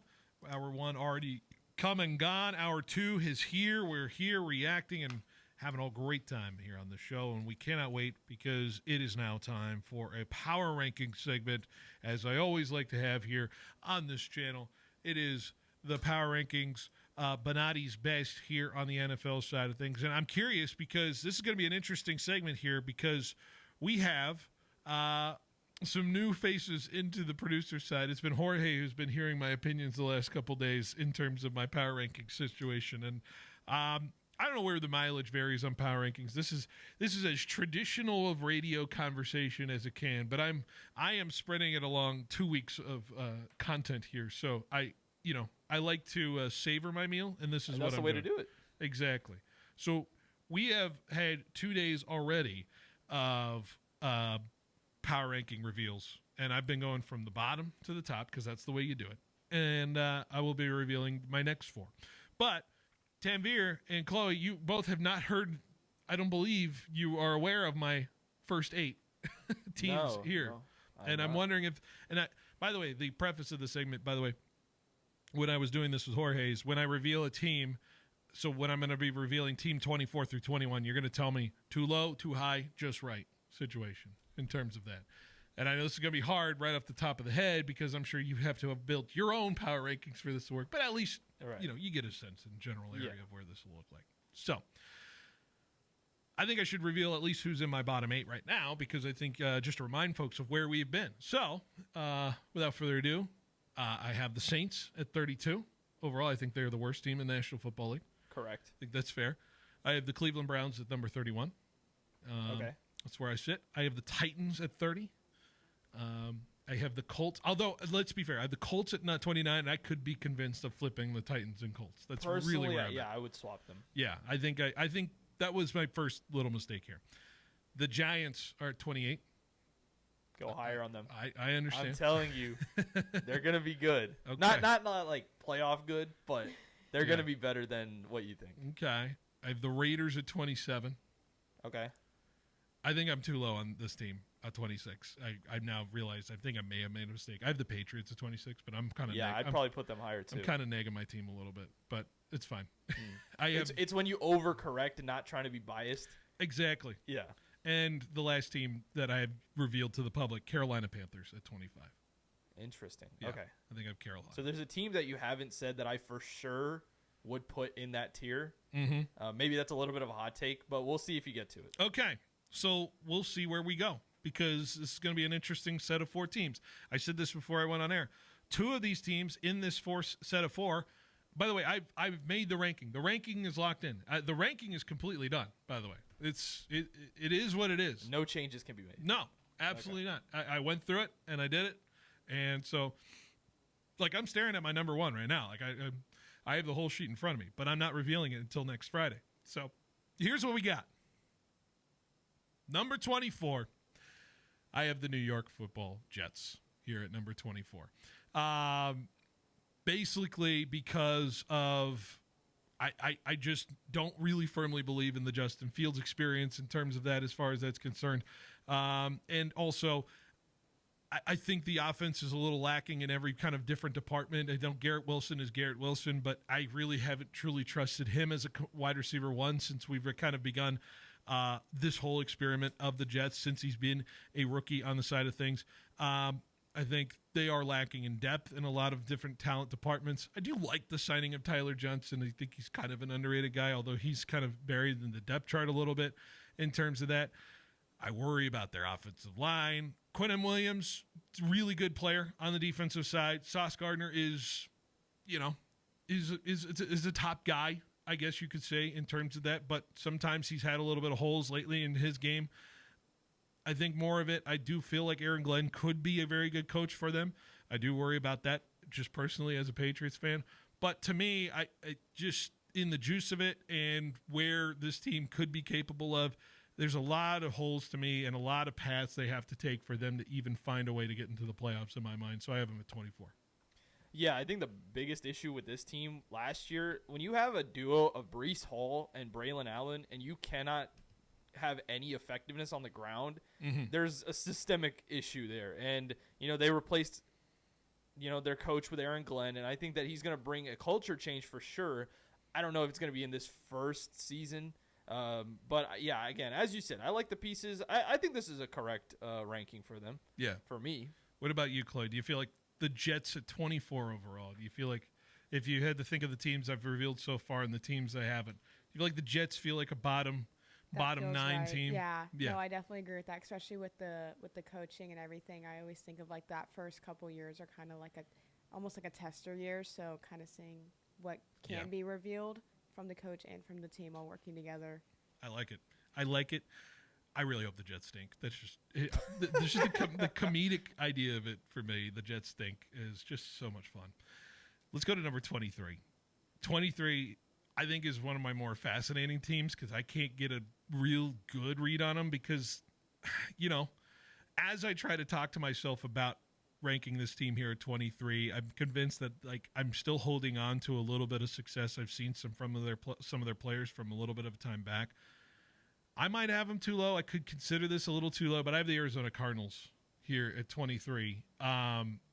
I put them down lower simply because I beg the question of when's the last time we've had actually good Kyler, and was that 2021? And my God, 2021 is a long way away from 2025.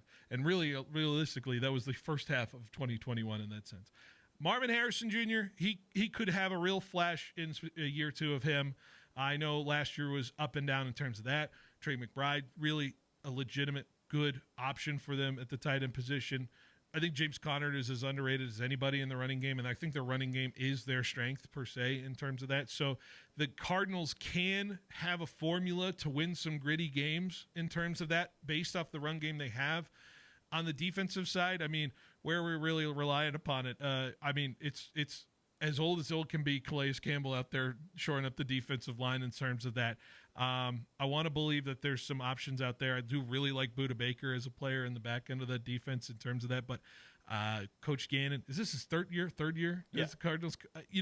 I need to see significant improvements among all of the players that are on this roster for me to feel like maybe his system is working as well. The Cardinals could go in a multitude of directions for me, but I think I feel comfortable with them here at 23. So two big things that I've realized about the Arizona Cardinals, especially last year, that they need to fix going into this year. One, they were terrible at go ball conversion rate. If you have a guy like Marvin Harrison Jr., I don't understand how you are doing that, but they passed it so much and they were terrible at it. Yeah. So they need to evolve in that passing game, and Kyler needs to get better. Secondly, their defense was terrible last year, but they are getting some guys back. Darius Robinson's back. Walter Nolan is coming through from the draft, who I really, really like. They got Josh Sweat. So I think the D-line can get fixed. Will Johnson, I think, is a very good pickup for them in the draft. He could be very underrated. I think, obviously, there's the injury risk, too. Yeah. So I like the pieces around this team. I think maybe coaching-wise is where my issues lie with this team. But me personally, I would honestly have I think you have them too low for me. That's fair. And that's where I lean to it, but I was just maybe convincing myself of in the terms of the talent caliber top tier level of it, and where some teams maybe have absolute legitimate elite talent as opposed to the Cardinals. I don't know if I can be convinced that there's an elite talent guy there in terms of what they do. I think Trey McBride is the only guy that has that's the it. shout. That's fair. Trey McBride. And that's kind of tough. This kind of reminds me of the Raiders. They almost are like the NFC. They're almost the NFC Raiders to me in terms of that. Chloe, what do you think? I feel like personally I don't hear much positive come out of the Cardinals, so I feel like I'm comfortable with that as well, kind of sitting in that range because they do have good pieces, but when you look at the broad perspective, there's not much of a big picture coming out of it. And plus the division's so tough and the conference is so tough. And it's I could be convinced they could be better than a team in their division, but I'm not going to do that because in this exercise, I just have to go with where my gut feels on it. But that's where I land. 22, I have the Miami Dolphins here at 22, and I think it's a strange team. There's been a lot of bad vibes coming out of this preseason, teams calling out their practices and how their ability to get ready for a season is. And I'm seeing a lot of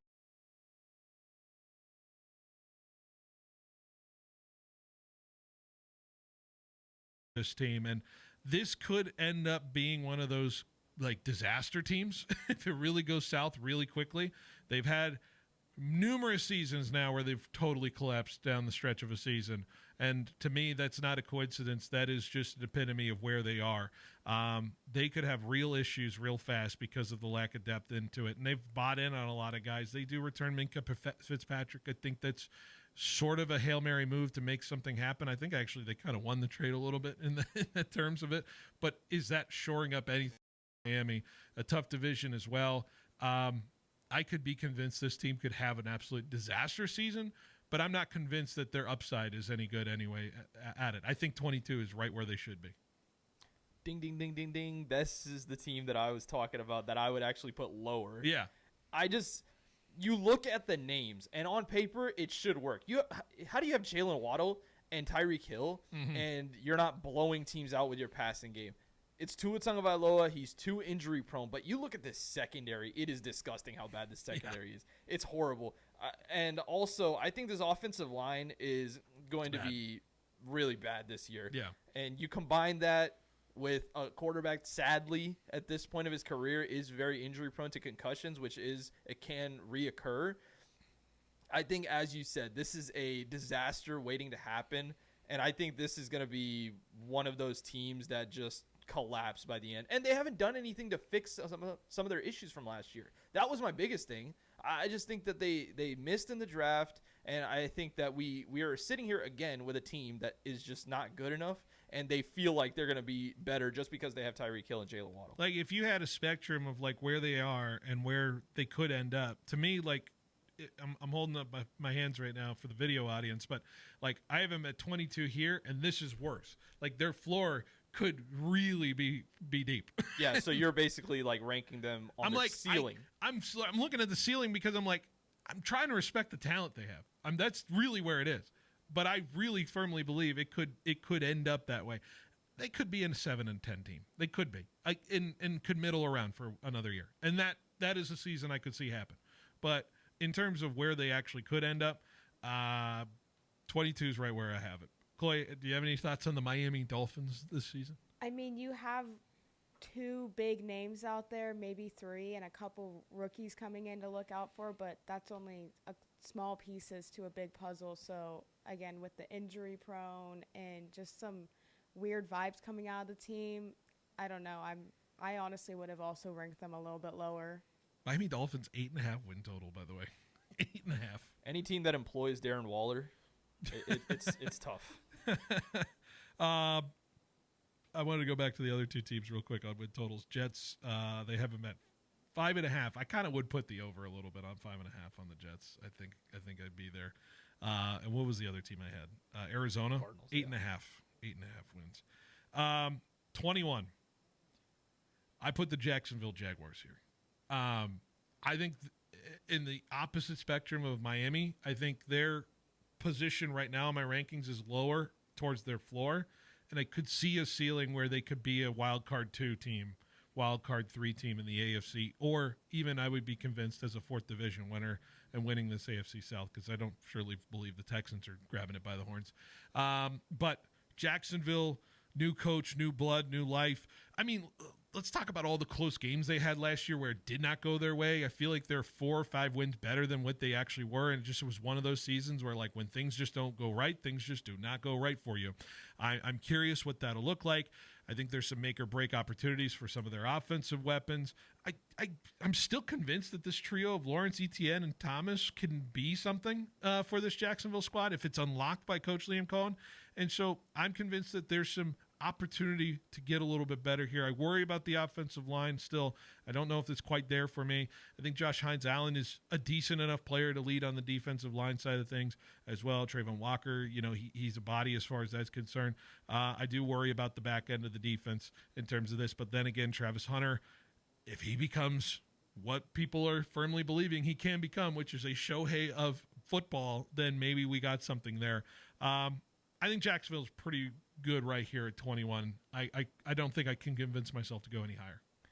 No, I actually agree with you. I think this is a perfect spot for them, and I actually think that there's a positive outlook for this team because of the move that they made for Travis Hunter. Because I think on both sides of the ball, he can have a real effect. Offensively, I think there's a lot of upside with this team because I've stated it on multiple occasions in past episodes. I think Liam Cohen is the real deal. I know we talk a lot about Ben Johnson and how good he was in Detroit, but let's not forget Liam Cohen put this Tampa Bay Buccaneers offense in a different stratosphere. You didn't know who Bucky Irving was until last year, obviously because he was a rookie. Yeah. But, he made a household name out of Bucky Irving, and even Rashad White was good. So now you have Travis Etienne, Tank Bigsby. BTJ is a very good player in my opinion. Trevor Lawrence, I think he just needed the right coach. My biggest concern with this team, they were the worst team against the pass last year in terms of EPA per play. And I mean, Travis Hunter is there, but I still don't see any other secondary players that can really assist them in that department. So I think this is a team that can score a lot of points, but I also think they're going to give up a lot of points this year. That'd be a fun Sunday ticket team then. Oh, for sure, yeah. If you're looking for a game to watch. Chloe, what do you think about Jacksonville? I feel like it's just, especially with the offense side, it's about pulling it all together. Like, how can we work as a team? How can we do under those high-pressure situations, especially when things take a turn that the coach wasn't expecting or they weren't expecting? So I feel like sometimes we just deal with, like, we have those star players and they try to take it for themselves. So as long as we can bring it all together, they could be a good team. I can't wait. It's one of my more anticipated teams of the year is Jacksonville. To me. There you go. There is our next reveal of the power rankings. Like I said, little recap. Saints, Browns, Titans, Colts, Giants, Raiders, Patriots, Panthers, Jets, Cardinals, Dolphins, Jags. A reveal will be Friday, I want to say. No, we're going to do one tomorrow. We will do one tomorrow. Time constraints saying, and I will reveal 20 through 17 tomorrow. I might show you guys after this segment, but all right. Anyways, let's take a break. We're going to bring on Jose Gonzalez next on 1430 ESPN Fresno, the Valley's local sports leader. From breezy linen to performance polos, the Patrick James Summer Collection defines cool, effortless style. It's where classic West Coast spirit meets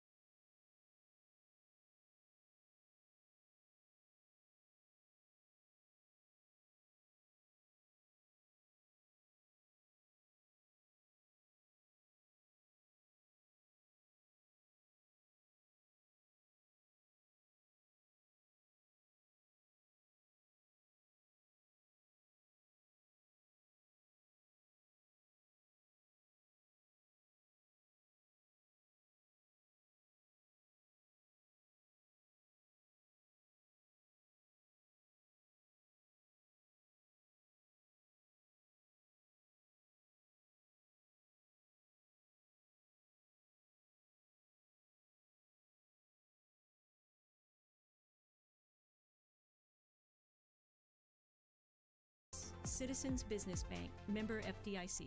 No matter the time, more breakfast, lunch, and dinner served all day just the way you like it. At Black Bear Diner in Fresno, you can count on them serving up hearty portions that satisfy even the hungriest appetites. Plus, the little Cubs can enjoy their brand new Cubs Corner too. So gather your family and friends, bring your appetite, and make it a meal to remember at Black Bear Diner in Fresno, corner of Sean Marty. Black Bear Diner. Hey Fresno, Chris Swart out here, operating partner Jack's Car Wash Companies, located on the southwest corner of Cedar and Shepherd. Don't miss out on this winning combo. That's right, Jack's Car Wash has a brand new Pepsi and Coke soda fountain, plus a new Keurig coffee station featuring your favorite national brands. Plus, Jack's full detailing is backed by popular demand. Schedule yours today by calling 435-7335. Jack's Car Wash and ESPN Fresno, the double play of a great car wash and a great broadcast. Let's go Giants! It was 106 degrees.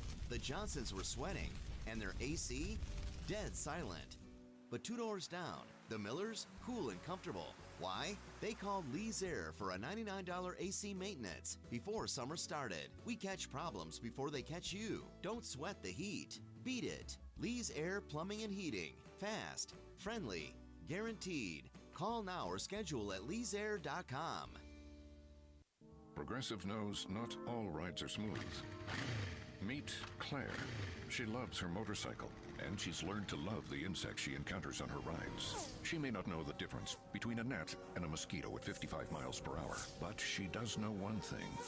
It's always gross when one flies into her mouth. But she's so used to it that it's weird when it doesn't happen. Not every ride is smooth, but Progressive has your back with comprehensive and collision coverage from America's #1 motorcycle insurer. Progressive Casualty Insurance Company and Affiliates, not available in D.C.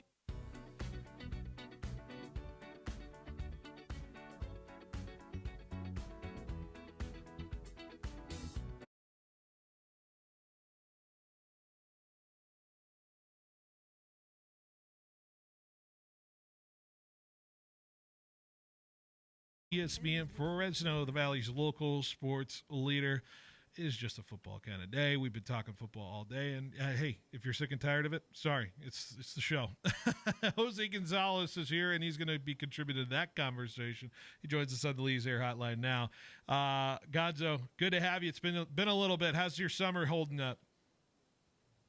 Hey, Phil, I appreciate the invitation as always. You know, it's been a very bearable summer. I'm like 90s, a couple hundreds, and I've been on paternity leave here the last, actually almost 5 weeks now total. So I've been in Fresno the last 5. Hasn't been too bad. I'm like, it's been nice. I've been out to the Island Water Park. I've gone to a Grizzly game. We've done quite a bit here in Fresno over my 5 weeks while I'm taking advantage, taking care of the baby, being with the little guy, and getting to spend some time while working in Sacramento. Does make that tough. So it was a fun summer, but now I'm looking forward. Sports is right around the corner. At football, all kinds of football, college, professional, obviously in Sacramento. I'm looking forward to the King season. The schedule just came out. We're looking forward to Media Day in September. So, you know, it's all full forces. I'm like that dead kind of little, you know, as a radio host, we're in a good spot now. Oh, yeah. Our producer Shirley don't miss the 50 States in 50 Days trivia thing we were doing for the last month and a half. I was having fun with it, though, because I was not in the hot seat. Forms to your schedule, and, of course, I'm getting the hottest day we've had all summer in the game I'm calling at Collegiate Stadium against Central East. Isn't that funny how that works on Friday Night Lights? We get the hottest day of the year for opening night of football. Phil, I will never forget being at La Monica Stadium. I also got the opportunity to call games with Paul Metters and Pat Hill. Can't wait to hear you guys do your calls here coming up this season.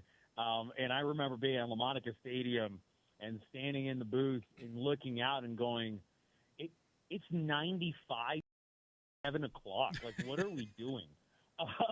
And so I do not envy you, sir. I do not envy you. The only thing I envy is being right next to Pat Hill, Paul Metters calling that game, which I enjoyed. High school football to the max. Gonzo, I saw it was 8 o'clock on Friday. They're projecting it to be 100. I'm worried. Oh my goodness. Oh my goodness. Yeah. Electrolytes. Hey, we'll bring the heat anyway on the broadcast for everybody else, though. Anyways, you obviously are such a big advocate for Fresno State football. You live and breathe it when the season is going on. And hey, in Fresno 3 is solid. You didn't have to wait as long this summer to get a game with week 0. Interesting, we're here with this team and obviously a new regime. I don't know if I ever got your thoughts on anything about Coach Entz. I've certainly had a background with him when he was at North Dakota, so it was funny to kind of see him come into this program, and I'm sure you've been reading all the things that have been posted and all the videos coming out of camp, but what do you get a sense of now that you've really kind of digested Coach Entz before this season? You know, I do still get the opportunity to talk to certain people there, and some people that I've kept relationship with at the university, and obviously paying attention so much to the team. You know, Fresno born and raised, and you know, it's the mantra of being a Bulldog to the day, right? It goes, and to Coach Entz, just feels like he's bringing Bulldog, like no, this is where I don't want the listeners to kind of go, what is this guy talking about? We had Jeff Tedford, even Kalen DeBoer, right? Like, we had all these great guys, and this feels like a return to Pat Hill era. Oh, yeah. That's what it feels like to me. And then watching his press conference, because, yes, even though I'm in Sacramento at times, working or whatever, or if I'm in Fresno, I watch the press conference, and I'm like, this dude is talking about hard-nosed football. He's talking about winning the line of scrimmage. He's talking about leadership. He's talking about all the things that I remember growing up in the Central Valley hearing Pat Hill talk about. And so, it's weird enough to say I've enjoyed thoroughly the Jeff Tedford era of football. But what I grew up with was hard-nosed tackle football, and it feels like we're going there a little bit. We're going retro with Entz, and I'm actually for it. I like it. I think that in this new era, either you're going to have to throw the ball better than anyone, right, if you're G6 or whatever you want to call them, or you can try to beat them a little differently, and I think that's maybe what we're looking at Fresno State. They're going to beat you offensively a little differently than maybe in years past.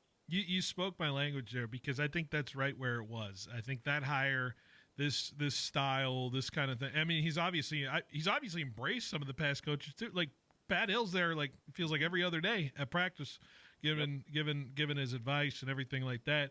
I truly feel like, and I talked about this in maybe a macro sense in terms of college football. You look at where the successful teams are. It's the teams that can run the football and stop the run. And it seems like the physicality of football has been more apparent in terms of success with college football. Sometimes when college football gets a little Hollywood, a little flashy, the teams don't do quite as well. Oregon in the Rose Bowl, maybe. Yeah.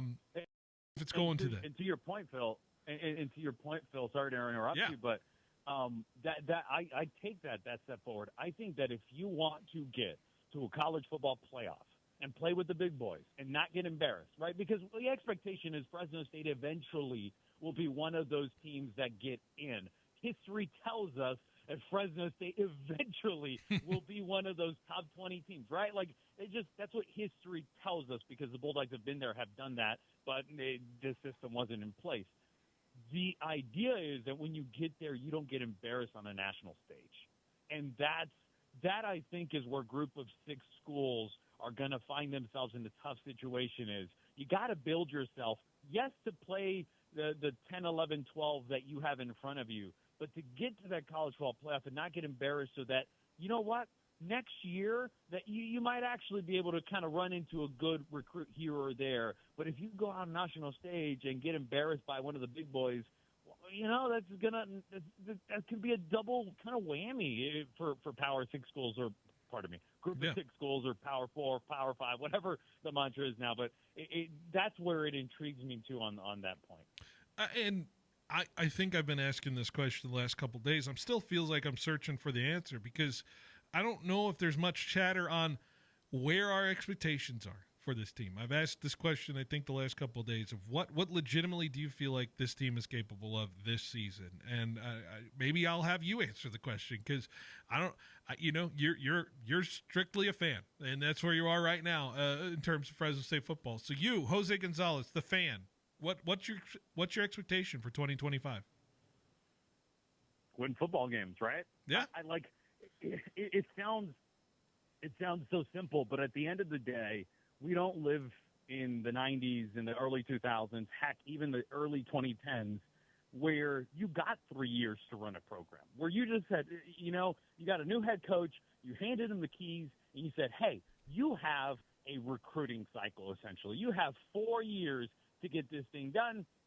If you're embarrassing in 2 years, we're probably going to let you go. But if you're middle of the ground, you have a good year, we're probably going to get you through the 4 years. I don't think we're there anymore. I think we're at a time now where, hey, you got 2 years, and if after one you are atrocious, we're probably going to move on, because we can bring in an entire new crop of talent, entire new roster with a new head coach, and just go from scratch. There is no more of that time of just going, yeah, that coach is probably going to be there for a long time here. The interesting part of that, by the way, and just a quick sidetrack, I think Entz really means it when he says he can build something here. But it kind of coming back to the point, I'm intrigued. Just looking at the grand scheme of things, winning matters, and it matters now, especially in a time for Fresno State with can you call him new athletic director anymore, Garrett Classy? Yeah. You have an athletic director, relatively new. You have a new head coach. This is by all means, this program has a complete reset happening now in the most important time, I think, in school athletic history, which is, are you going to at least stay close enough to those schools that have it, or are you going to fall back into the pack of those that couldn't get it and now have no money, resources as the way the others have, and you fall behind? I think, again, I can be wrong, like many of us can. I think that this year, if ENS this team doesn't go, to me, I'm saying 8 wins. Mm-hmm. That's what I'm looking at. If you can go 8 wins, we're good. Let's look forward to next year. If you don't go 8 wins, well, we just didn't hire an alumni who we didn't really give a chance to, but he did get a chance, and then he didn't go out and actually wow us. That's where the part of it all looks, except obviously money could be a problem for Fresno State. Well, maybe my better question is where is the patience of Bulldogs fans now? Because I know it got pretty impatient after a half a season last year in terms of what we were seeing, and I wonder if that is concurrent with what's the expectation versus where is the patience, and if that is afforded to this thing. And you made a good point. I made this point last week on it too as well. You make the good point of you can't be afforded a long leash in this day and age. And this is the first time we've really had a coach have to come in and really reset, because since Tedford was there in 2018, it was old transfer portal rules. You had to transfer and you had to sit, and outside of extenuating circumstances. And by the way, we benefited pretty good from the transfer portal the old way from that aspect. We did. Yeah, certainly. So, I think it's a new era of how Fresno State fans are going to feel about everything changing in terms of that.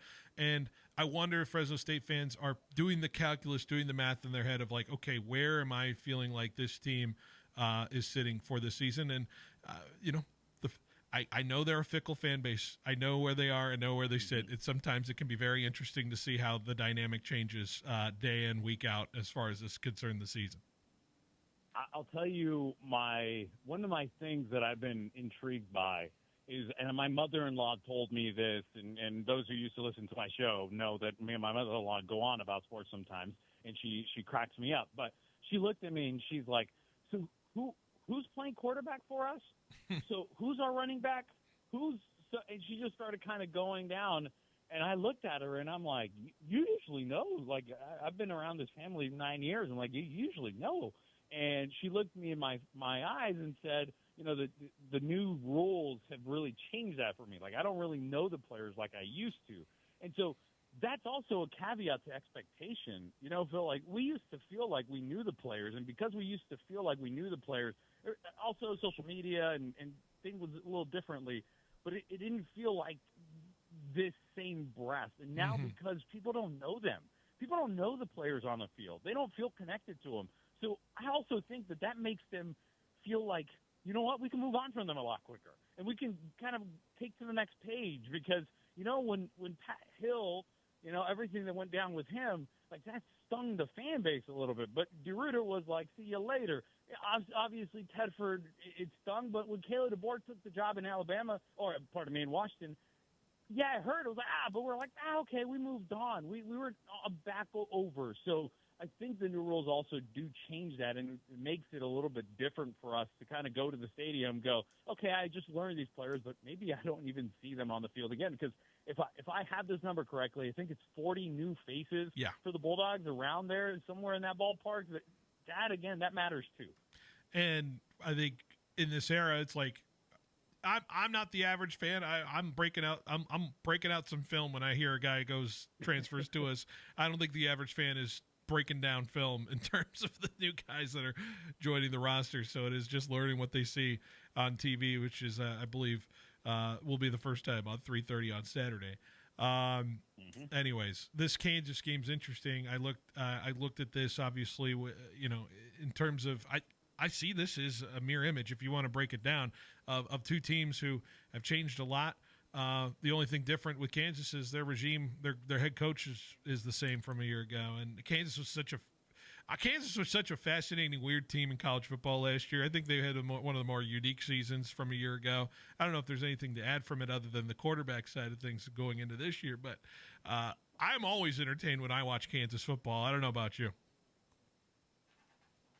You know, I had this game circled on my calendar, and I wanted to go to Lawrence and go see this, especially as I've been to Kansas City. I love the Negro League Museum, one of my favorites. Yeah. To go in and see. I've gone to it twice, and it's awesome each time. As I look at this Kansas team, I'm really intrigued because I really like these kinds of games for Fresno State, and I think they're really smart as far out as they were scheduled with Jeff Tedford, I think, being the head coach when these were scheduled. And looking at it, I go, it's a power school that, yes, Fresno State can beat. And it's just like a year ago and a couple of years, like it just feels like, okay, if you're going to schedule these at the beginning of the season, feel like the best because these feel like the moment that you can go and upset. And I said this earlier in the conversation, I think the offensive line and defensive line are going to be where it's at, right? A true freshman starting a left tackle for the Fresno State Bulldogs, that's insanity to me to think about, that you're going to have a freshman, which Coach Entz goes out and talks about how he didn't make freshman mistakes, and that's huge. That's going to be one of the key watches for me in this game is, can they protect E.J. Warner, and can they protect its blind side in looking at the left tackle role and having a true freshman there. And that's where these games are won and lost, especially with power conference teams. It's at the offensive defensive line. Can you win the line of scrimmage? That's what Coach Entz is preaching, calling, and obviously over there in North Dakota, that's exactly what they went out and did. If you win the line of scrimmage, I think this weekend the Bulldogs pull in what anybody in Fresno would call a win. Everybody else is going to call it an upset, and it could be one of the best ways to start off a career at Fresno State for Matt Entz, and especially E.J. Warner. I'm trying to compare how this game feels to some other games. Is it going to be like, in terms of caliber opponent, is it like Purdue from a couple years ago when we beat Purdue on the road? Or is it going to be more like the Minnesota game? I think back maybe – I'm talking 2018 when we were at Minnesota. Antoine Winfield just did it all, broke everybody's heart. I could see both of those versions of those kind of games happen for the Bulldogs there. But it feels like that's the caliber of opponent that the Bulldogs are going into. And it kind of feels like that version of the game.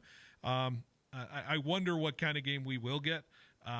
I don't feel like it's particularly going to be as high scoring as maybe some others feel. I think I saw the over under is 50.5, which isn't particularly like the biggest number I've seen in college football in terms of it. So I'm curious.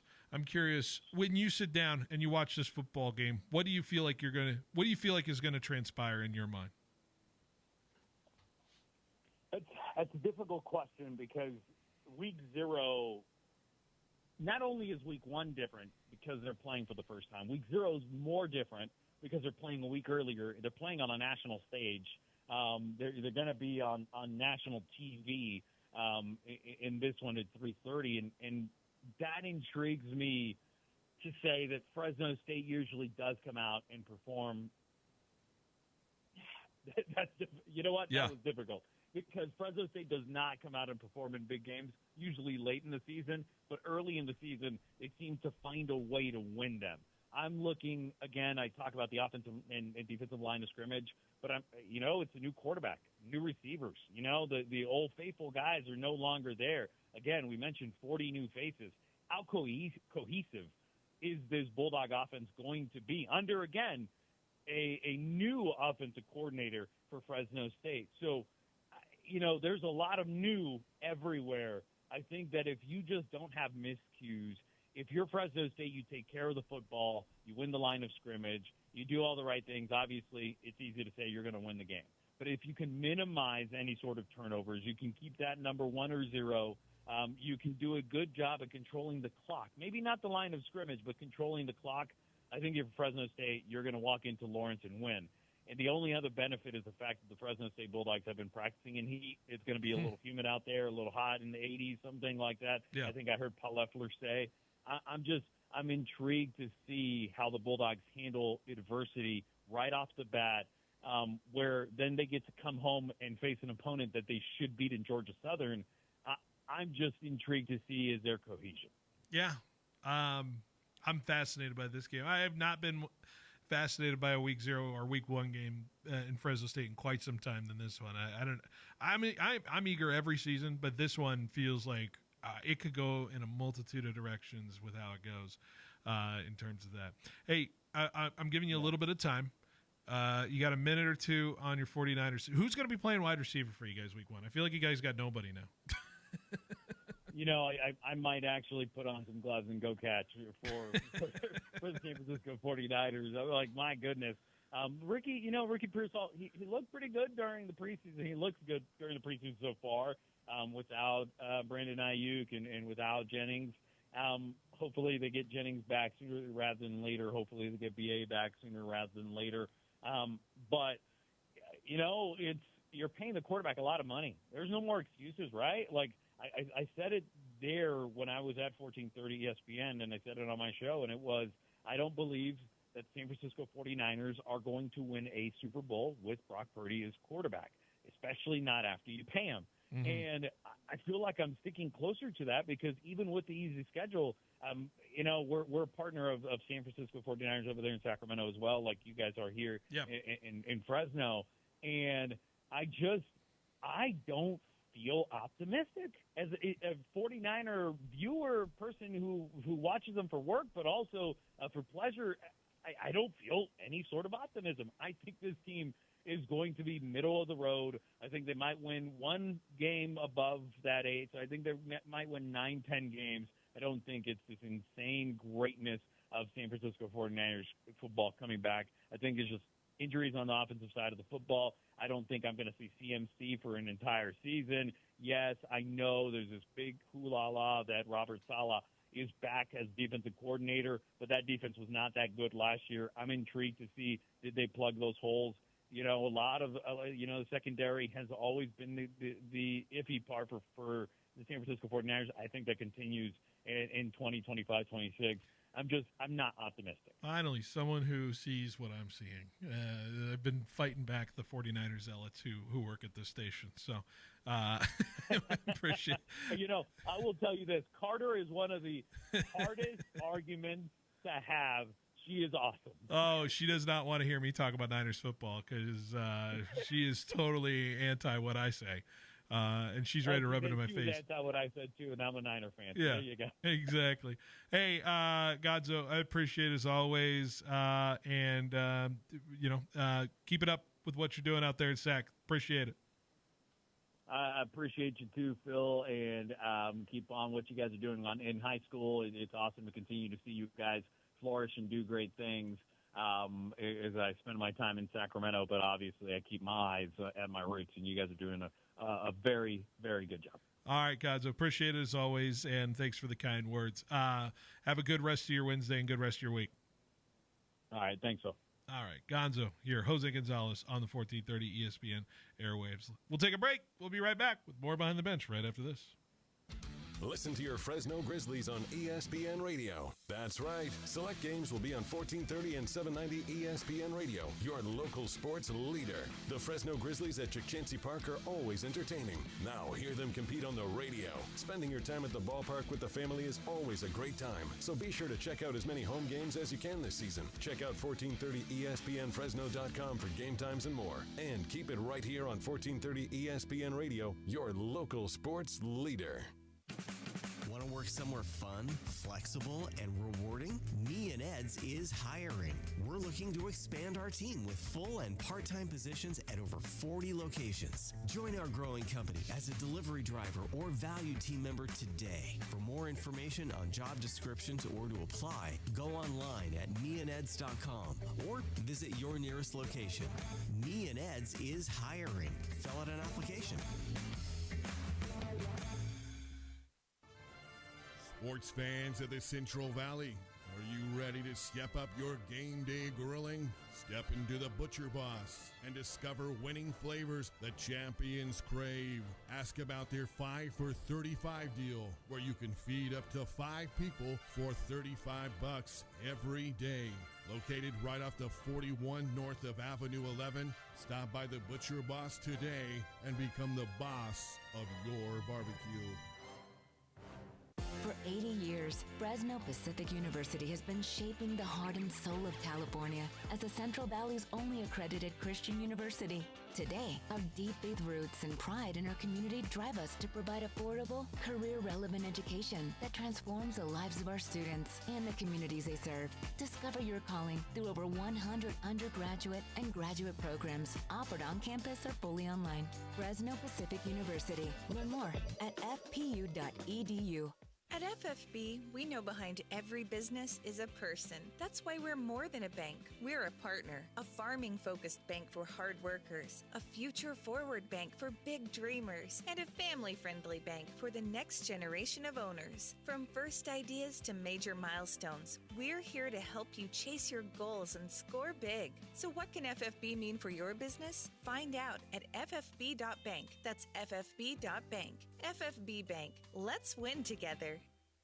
Are you tired of waiting forever for your prescriptions? Grizzly Pharmacy is here to tame your healthcare needs. We fill most prescriptions in 15 minutes or less, always accepting new patients. And enjoy free delivery to your home or workplace in Fresno and Clovis. We accept all major insurance, including Medi-Cal, Blue Cross, and Optum Rx. For our Clovis location, please call 559-324-1808 or visit grizzlypharmacy.com for more information.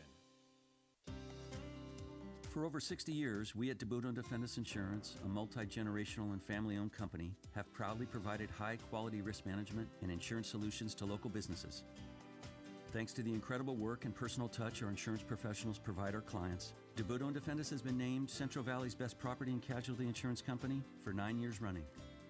Visit dibu.com and get the business insurance you need today. License number 0E02096. Get your business noticed and stand out from the crowd by visiting Megaprints. Working with the Valley's most prestigious and high-profile businesses since 1998, we print and install custom-designed signs for businesses of all types and sizes. From yard signs to banners to wallpaper and fleet graphics, Megaprints has the state-of-the-art capability to turn the signage you've dreamed of into a reality. Visit megaprints.com today to see our work and what we can do for your business.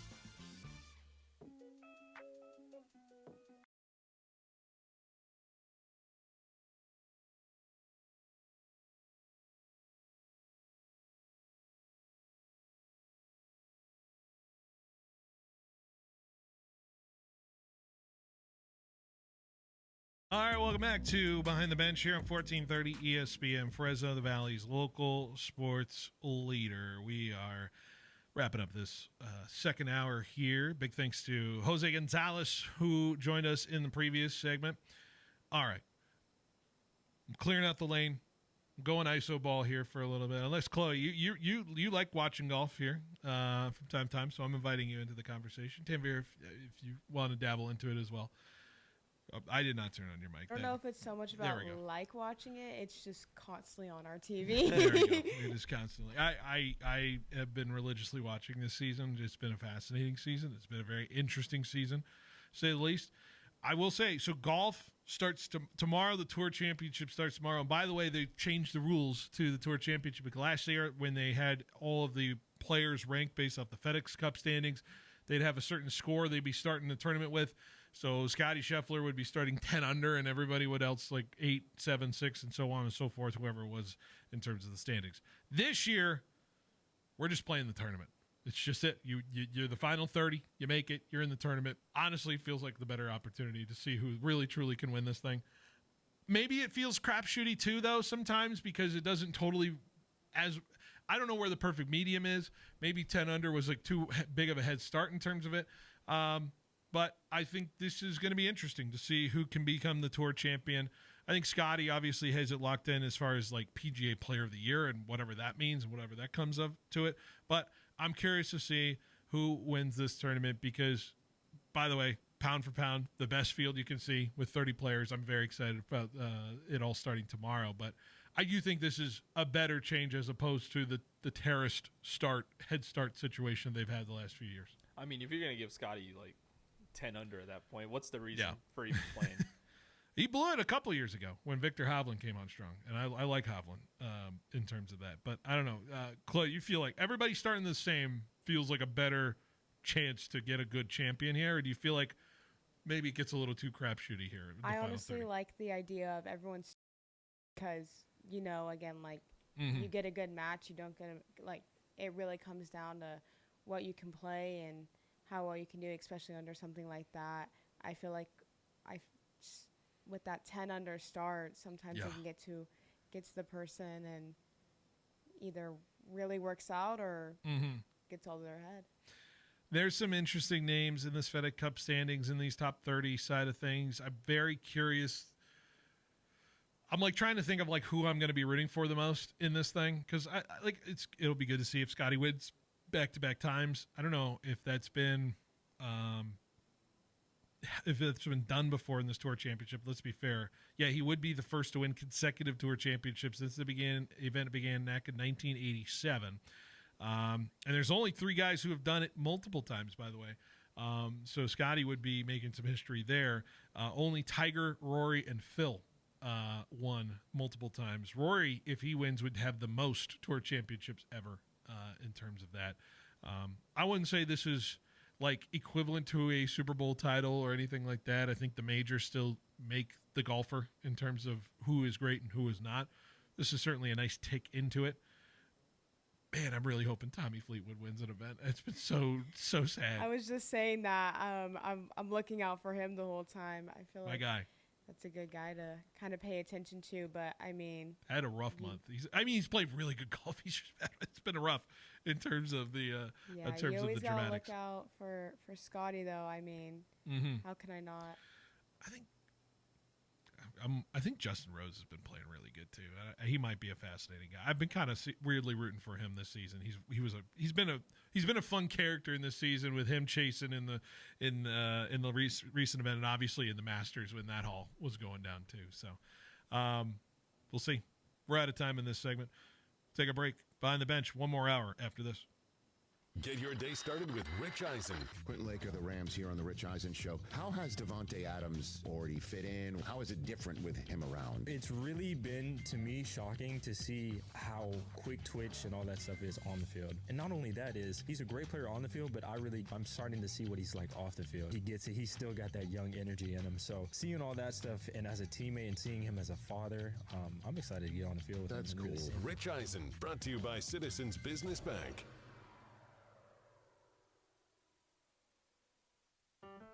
Hey, what have you got there? Travel brochures? Yep. I'm working hard now, so someday I can see the world. I know you've got a successful career going, but that looks expensive. It's okay. My advisor at Thiessen-Duker Modern Wealth Management has me on a plan aimed at my goal of financial independence. Why Thiessen-Duker? They're different. They use advanced AI technology to analyze all of my investment strategies and show me projections. It's technology a lot of other advisors don't use. And they're independent, so they can show me any investment option that's right for me, not just products from one Wall Street company. That does sound different.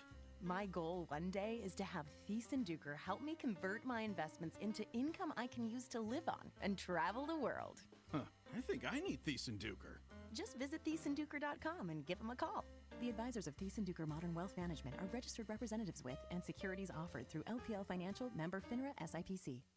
From breezy linen to performance polos, the Patrick James Summer Collection defines cool, effortless style. It's where classic West Coast spirit meets modern refinement. Discover timeless looks from brands like Faraday, Johnny O, Martin Dingman, alongside staples from Tommy Bahama, Robert Graham, and our signature Patrick James line. Made for the man who values quality, confidence, and the art of dressing well. Patrick James, California's sophistication. On Shaw, inside Fresno's Fig Garden Village. As of today, the 30% federal solar tax credit is still available for homeowners looking to save energy and money, but it's scheduled to be phased out on December 31st, 2025. The time to call Donald P. Dick is now, 255-1644. Let Mr. Cool show you how to drive down the cost of home energy. The deadlines for installing solar and taking advantage of the tax credits are December 31st. Call Mr. Cool at 255-1644.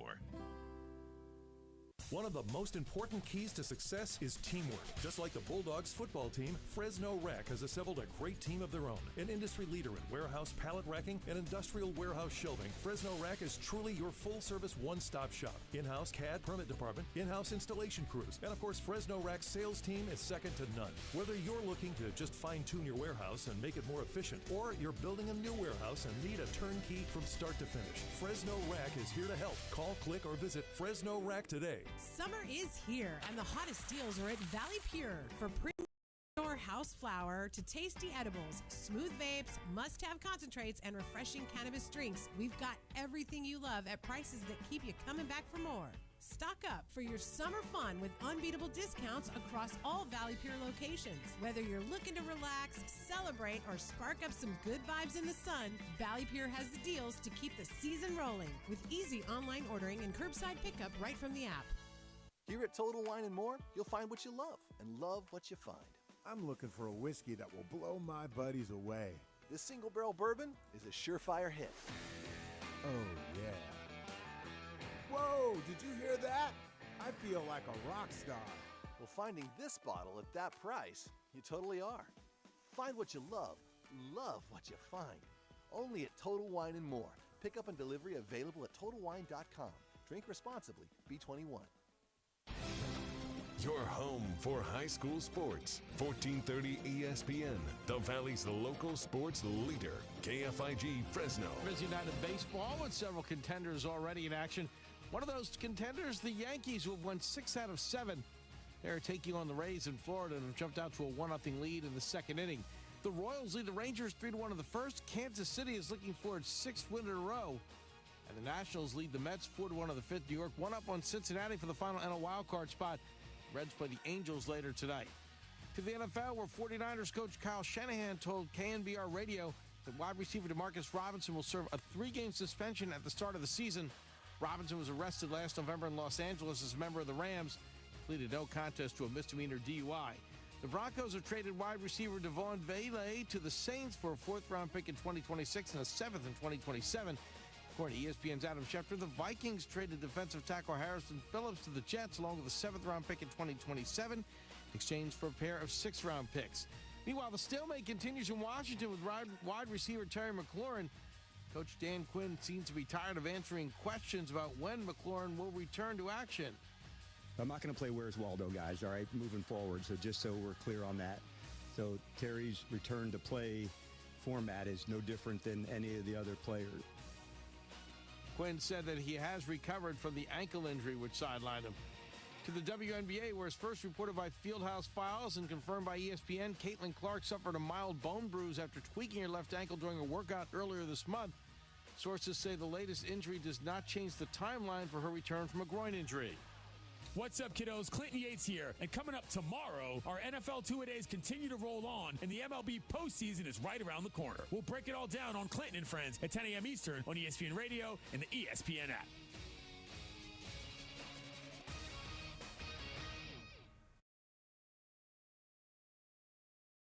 The knowledge. Because once again, I have to come on air and talk about how right I am once again. In anything that it comes to sports. He's got the questions. I'm going to lose it. Are you kidding me? What are we doing here? He's got the guests. 20th head coach in Fresno State history here, Matt. Is it hard to believe sometimes still the 20th head coach here in program history? It's all moved really quickly here over the course of the last 5-6 weeks, but super excited to be here. Phil Benotti is the voice for the Central Valley sports leader. Behind the Bench starts now. Brought to you by Helena Agri. That's right. Behind the Bench here on 1430 ESPN Fresno. Hour number 3 here on our show. 5 o'clock hour. You know what it is. It's time to get out of your workday and head on home. Love it. Hopefully we can provide some entertainment on your commute home. And Good to be here, 5 o'clock to 6 o'clock. Almost done with our show. Taking you up to Giants baseball, 6:10 pregame, 6:40 first pitch. Giants and Padres going at it. Hopefully we don't have another fan incident yesterday. I don't know if you guys saw. I don't think I saw the video of the fan interaction itself, but I've seen reaction, like the pitcher Jason Adam, who for the Padres was reacting, and he gave like a whoa, kind of like somebody got mauled at the Padres game last night in terms of fan stuff. I know people are mentally stupid when they do that, but I'm sorry, it's one of my vices. I really enjoy these videos whenever they pop up, and I need more of them. I'm not encouraging the behavior, but when it happens, feed them to me. You know what I mean? So I don't know what you guys have as far as fan craziness and anything like that. I think I'm more root for the security guards in that instance because I just want to see someone get absolutely crushed. But I don't know where you guys feel on that. Nah, for sure. It's definitely a crazy thing. I think I also am like, how quick can they get this guy down? Because some of these fans are zipping around out there. You're like, why don't you have a contract? They've gotten more athletic. Right. Fans. They've been working out. I feel like they started to have a plan because they're like, okay, we can't just run out there just to run out there. Yeah. Man, it's crazy stuff. People are crazy. I would never. Clearly. Because that's a lot of money in fines. In jail. So, don't like that. Also, I had another thought in my head because somebody sent me a video of Jason Varitek taking batting practice for the Boston Red Sox to determine the fantasy draft order for the Red Sox fantasy league. And I made the joke, and I'll take full. I'll give credit to what I saw on the internet. They said a Walker Buehler should throw his because all he gives up is homers. So, if he wants a good draft pick. And then it made me think about how people have determined draft orders in the past. Sometimes it's random, sometimes it is. My league, by the way, we've officially determined how we're going to determine the draft order because that's a whole process. And I have, as the league champ, I have to be the one who does it. And so I had a couple of friends help me out. And they were just wandering around in Costco the other day, this past weekend. And have you seen the big Plinko board they've been selling? At the Costco? Have. Yeah. Yes. And I said, I'll spot me. Can you get that? It was $50. And now we're going to do our draft order based off of a Plinko drop. Hopefully there's more use for that later down the line. They have determined there will be, because these are the folks that like to host all our friend parties and everything like that. They have a nice house and everything. And so, yes, it is hopefully going to be. They found the novelty in owning it already. They were like, don't worry about it. We want to own a Plinko board. So they're just going to own it. We're going to do our draft order because we're going to go watch the Fresno State Kansas game at their house. And so we're going to do that. I've determined the rules though. The rule is three Plinko drops. If anybody whatever total is whatever is the draft order. If anybody ties, whoever gets the most amount on the first Plinko chip, it breaks the tie. And then so on. If it's the second, whatever, then it's the third. And then if it's that, mathematically, I'm amazed that statistically that probability of that happening would be insane. But, you know? Hey, I was going to say that ours was a little complicated, but with the numbers, yours might be as complicated. Yeah. I mean, we have a combine. That's why I went You guys did combine? Yeah, we did a combine. We did a vert jump, and then we did a 40-yard dash. Yeah. And then we did a throwing contest. Me being the quarterback of the group. Yeah. I clearly am the best, but I sadly got third in the throwing competition. See, we wanted to do combine, unfortunately, but also congrats to them. One of our members of our league is pregnant currently. So congrats. Yeah, congrats. I'm not saying unfortunately in the terms of they're pregnant, but congrats on them with their child, soon to be. But also, darn, missed out on next year. Next year when they're not, anyways. I'm putting foot in my mouth. There we go. That's what it is. Anyways. Chloe, do you fantasy football? I do. This will be my second year doing it. That's right. Last year we did a duck race. Oh boy. It was like an online duck race. Okay. And then we did that one year for our league, yeah. It's randomized this year. We randomized it 4 times. Okay. I opted for a handstand contest. Quickly got shot down. I think you would win that department, I would say, right? With your background. Yeah. So. They were like, we are giving her no no chance. Chloe only gets to do one hand of the handstand. Everybody else gets two. How about that? I think I'd still win. You still win? One hand handstand is crazy. I'm just thinking about that right now. Right. I could never. I literally could never. There's some elbow that's getting blown out there. The wrist is going. A wrist is gone. I one-handed tumbled for a good 2 years. Oh, my gosh. Yeah, I broke my elbow and tumbled on one hand. I couldn't imagine the coordination and strength it would have to take. I'm telling you, by the way, gymnasts, I don't even know if I can say the word. Badasses? I just said it. Anyways, there he is. I said it. Jorge, come yell at me if I said something bad. He's out there listening, or he's asleep. I don't know. One of the two. Love you, Jorge. All right. We got a 5-5 to do. We're going to put a capper on this Kansas game because I do want to make the prediction today because I don't know if I'll have more time to talk about it later this week. There he is. Hello. Hi. Jorge just stuck his head into the window there. Anyways. Okay. 5-5. We got a 5-5 to do. I'm gearing it around the Fresno State game, and I'll explain what we're doing here in a second. It's time now for Phil's 5-5. And the 5-5 will be the top 5 key players for Fresno State this week against Kansas. I have a list of 5. Imagine, Tim, you made a list of 5 for I did. Playing along there. And Clay, if you want to react to whatever we're doing here, that's totally fine. I didn't give you the idea. I didn't tell you to create a 5-5, but when we do, if you feel like you want to participate, it's totally a go-ahead situation. So I apologize for not telling you beforehand. Okay, so let's get to number 5. Number 5. I'm going a little on the nose on this because I just want to take back with what Coach N said. He talked about all the wide receiver potential issues in there.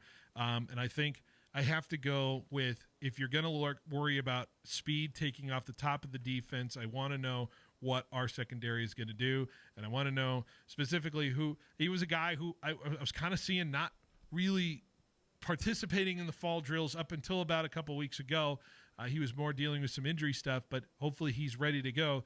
I got Cam Braca is the safety here at number 5, simply because his position's key in a lot of elements, I would think, against this Kansas offense, specifically in the taking the top off the defense situations with the key speed of wide receivers they have, and also potentially playing up in the box a little bit and being in the run support situation, maybe being a guy who, if Jalen Daniels, if he rushes and gets to a second level, he's a guy that's going to have to make some plays in there in the open field. So especially if Kansas also finds a running game in that sense as well. So I think safeties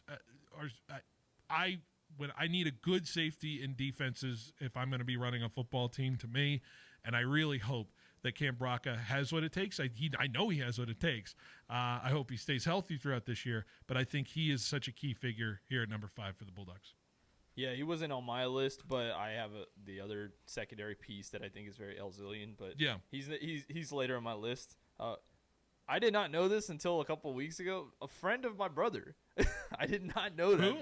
Cam Braca? Cam Braca, yeah. Cam Braca. So that was pretty interesting. But yes, as you said, like this secondary is going to be tested, and I think Cam Braca is very much going to get tested down the field. So, and the rushing ability of Jalen Daniels needs to be contained. But that's why I have my number 5 is. I kind of cheated a little bit, I guess you could say, because I put both Corey Foreman and Finn Claypool. Yeah. Both of those guys, they're matching up against a pretty good offensive line of the Jayhawks, right? Mm-hmm. You have all Big 12 center Bryce Foster there. Actually, I don't remember if he is, but they really do have a good offensive line, and the edge pressure on Jalen Daniels is going to have to be apparent throughout the entire game, because you cannot let that guy get outside the pocket and get plays down the field. So pressure from both of those guys is going to be necessary in order to stop this offense of the Jayhawks and create turnover opportunities. I think that's a good pick. I think that's a very solid spot on the defense to think about. Jason Jacks is another guy who's going to be involved in those position groups as well, who is going to be getting those looks. So all 3 of those guys, to me, can be in that. That position group doesn't make it for me on the list, but I have some other areas I was going to look at, but I think that's a good entry at number 5. Number 4. I'm going a little off the board, but I wonder if you went the same way. I'm going kicker Dylan Lynch in this game. I think Dylan Lynch, when he had a little bit of an up and down situation going on with the kicking game. There's a lot of belief in him as a guy who can be a solid kicker for this Fresno State team. But I think in terms of the formula that makes sense in terms of getting a win on the road against a big team like this in a big conference, making your kicks is as important, and capitalizing on every opportunity to get points where you can, whether it's in the extra point department or whether it's in the field goal department. Should be a muggy, warm night, but I firmly believe if he makes kicks, nothing goes leaking to the left or right side of anything, or situations where a kick could get blocked. I think there's a lot of key to his confidence moving forward on this season if he plays well in this game. And I think you got to capitalize when you can score. And I think putting the kicker here is why I would put him at number 4 here. I almost put the kicker in my top 5, but I just had a little bit of other positions that I wanted to speak about. 4 for me, Jacob Spomer on the offensive line. He's going to be the spearhead for this offensive line against a pretty good D-line. Starting that's at center. Generating sacks. And he's spearheading this team moving over from tackle, I believe, right? Yeah. So that's going to be a different position for him. And he's going to have to fuel this running attack that this team is going to have to implement. So that's why I have him. He's going to have to be coming up big and also being a big part of why this offensive line is successful. For sure. I think that's a good pick there at number 4. Number 3. He was named a captain, and he is a first-time Fresno State player and is a first-time Fresno State captain in making an impact. Jaden Pearson, I'm going to talk about here. Linebacker situation. Like I said before with Braca, being in the box and being helpful in that situation. You imagine he can kind of be one of the spy guys for Jalen Daniels. And if you can maintain that situation when you play in that position on the football field, then all things can maybe come to you a little bit better. Like I said, run support in that action as well. And also just simply, him being a captain and what his leadership can look like for this defense if things turn awry just a little bit for this team in this game. I'm curious what that'll look like. He clearly has made an impact on his teammates, and I think there's potential evidence that he can make an impact not only basically in the leadership side of it, but in the football field sense of it as well. So I'm going to go Jaden Pearson, number 3. It's a good pick. My number 3, I'm going to go Bryson Donaldson, running back. He brings that burst and open field speed, and it gives Fresno State a change of pace option to kind of complement E.J. Warner's passing game. And I think his ability to rip off chunk runs is going to have to be necessary in this specific game. But not only him performing, I think also taking some pressure off of E.J. Warner is going to be necessary. And that's why I think he is such a big piece of this game. With questions maybe sometimes surrounding this Fresno State offensive line, I think he's going to have a big game in order for Fresno State to win in Kansas. I think it's a good pick there at number 3. Number 2. That's a little obvious, but I'm going to go E.J. Warner here. I think I don't know if you can do a list without this with being in the quarterback position, but when the throws are going to be asked from him, I think he needs to be spot on in terms of it. And clearly, it sounds like he's taken the reins on this job and he won it outright in terms of it. And I hope the pressure isn't there for him to feel, at least. I know his parents, it sounds like, are going to be there. There's going to be a whole lot of conversation around that, maybe in the pre-broadcast meetings with Fox when it gets to that position. When it finally comes to lining up and playing on the field, it's limiting the mistakes in a game like this. No back-breaking turnovers, at least 1 or 2 you cannot afford in a game like this on the road. I expect him to manage this game in a good way. I hope he can manage this game in a good way. And I hope this is a place where he can kind of shine and maybe introduce himself as a guy who can lead this team into at least an appearance in the Mountain West Championship and maybe even sniff the conversation of a college football playoff. I'm not getting way ahead of myself there, but this would be a nice first step if he plays well. Mm-hmm. Yeah, for sure. I have corner Elzillian Hamilton. He's Fresno State's top cover corner. I think he's going to be matched up against these wideouts that are all coming in from Kansas, or for Kansas, I should say. Yeah. And his coverage ability is going to very much change the course of this game, because if he's not playing could see a way where Kansas can start stretching the field and getting deep balls on this Fresno State team. So I think not only is he a big part, but I do think he has the talent to back up any role that he is given in this specific game. So I'm going to go with him at number 2. Clear for transparency, I had him at number 5, and I switched him out real quick for Braca instead. Yeah. I kind of wanted Braca's position a little bit more, but so there you go. Number 1. I'm going a little off the board, but I think this guy has, and I'm hearing everything positive coming out of fall camp, and I know he's in a position that's got a lot of depth with this football team, but and his impact potentially on the special team side of it as well. I'm picking Rayshawn Luke here at number 1, the second guy on the depth chart in terms of the running back position, because his change of pace ability could be a thing that Fresno State has needed for a little bit now. I know Donaldson's the big carry horse in terms of that, but Rayshawn Luke returning punts, returning kicks. That's where he's going to be primarily stationed.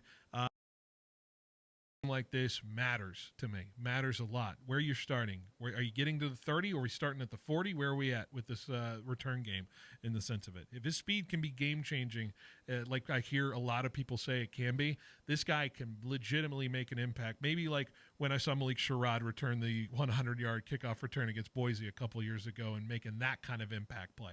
Rayshawn Luke is getting a lot of hype, and I think he is one of the big players for this football team that I think is not going to be talked about a whole lot until we actually see him play on Saturday. Right. No, that's for sure. I wanted to go a different way just because, it's sometimes weird to put this position at number 1. But I think for this specific game, I think E.J. Warner is fair. My number 1. It's just clear cut to me. You want to start this season off right. You want to start this season off on the road with a big win. I think EJ has to have a big game. He's had the experience playing 30-plus college games between Temple and Rice, and he's going to give Fresno State that steady leader under center, but now it's time to actually perform. And with a quarterback situation that was unknown for so long, I feel like he needs to have a big game for his success throughout the entire season, because I do think that if we start off the year a little slow behind EJ, then I think this coaching staff is willing and able to just change it up right at the quarterback position because of the depth of the position. So I think it's definitely a big thing that he has to neutralize pressure early from this Kansas team and start whipping the ball around really well in order for Fresno State to get a win in this game. Think about the last 4 guys who transferred in and played quarterback for the Bulldogs, or at least the last 3. McMarion, pretty good year. Hayner, pretty good. Even Mikey Keene year 1, I thought there was some time, and there was some good spots in it. Seems like the recipe could be there for him. Usually, at least the year 1 transfer guys, things seem to work out here. But we will see on Saturday. That was 5 at 5. Let's just pull off the Band-Aid. Who's winning the game? And I'll go first.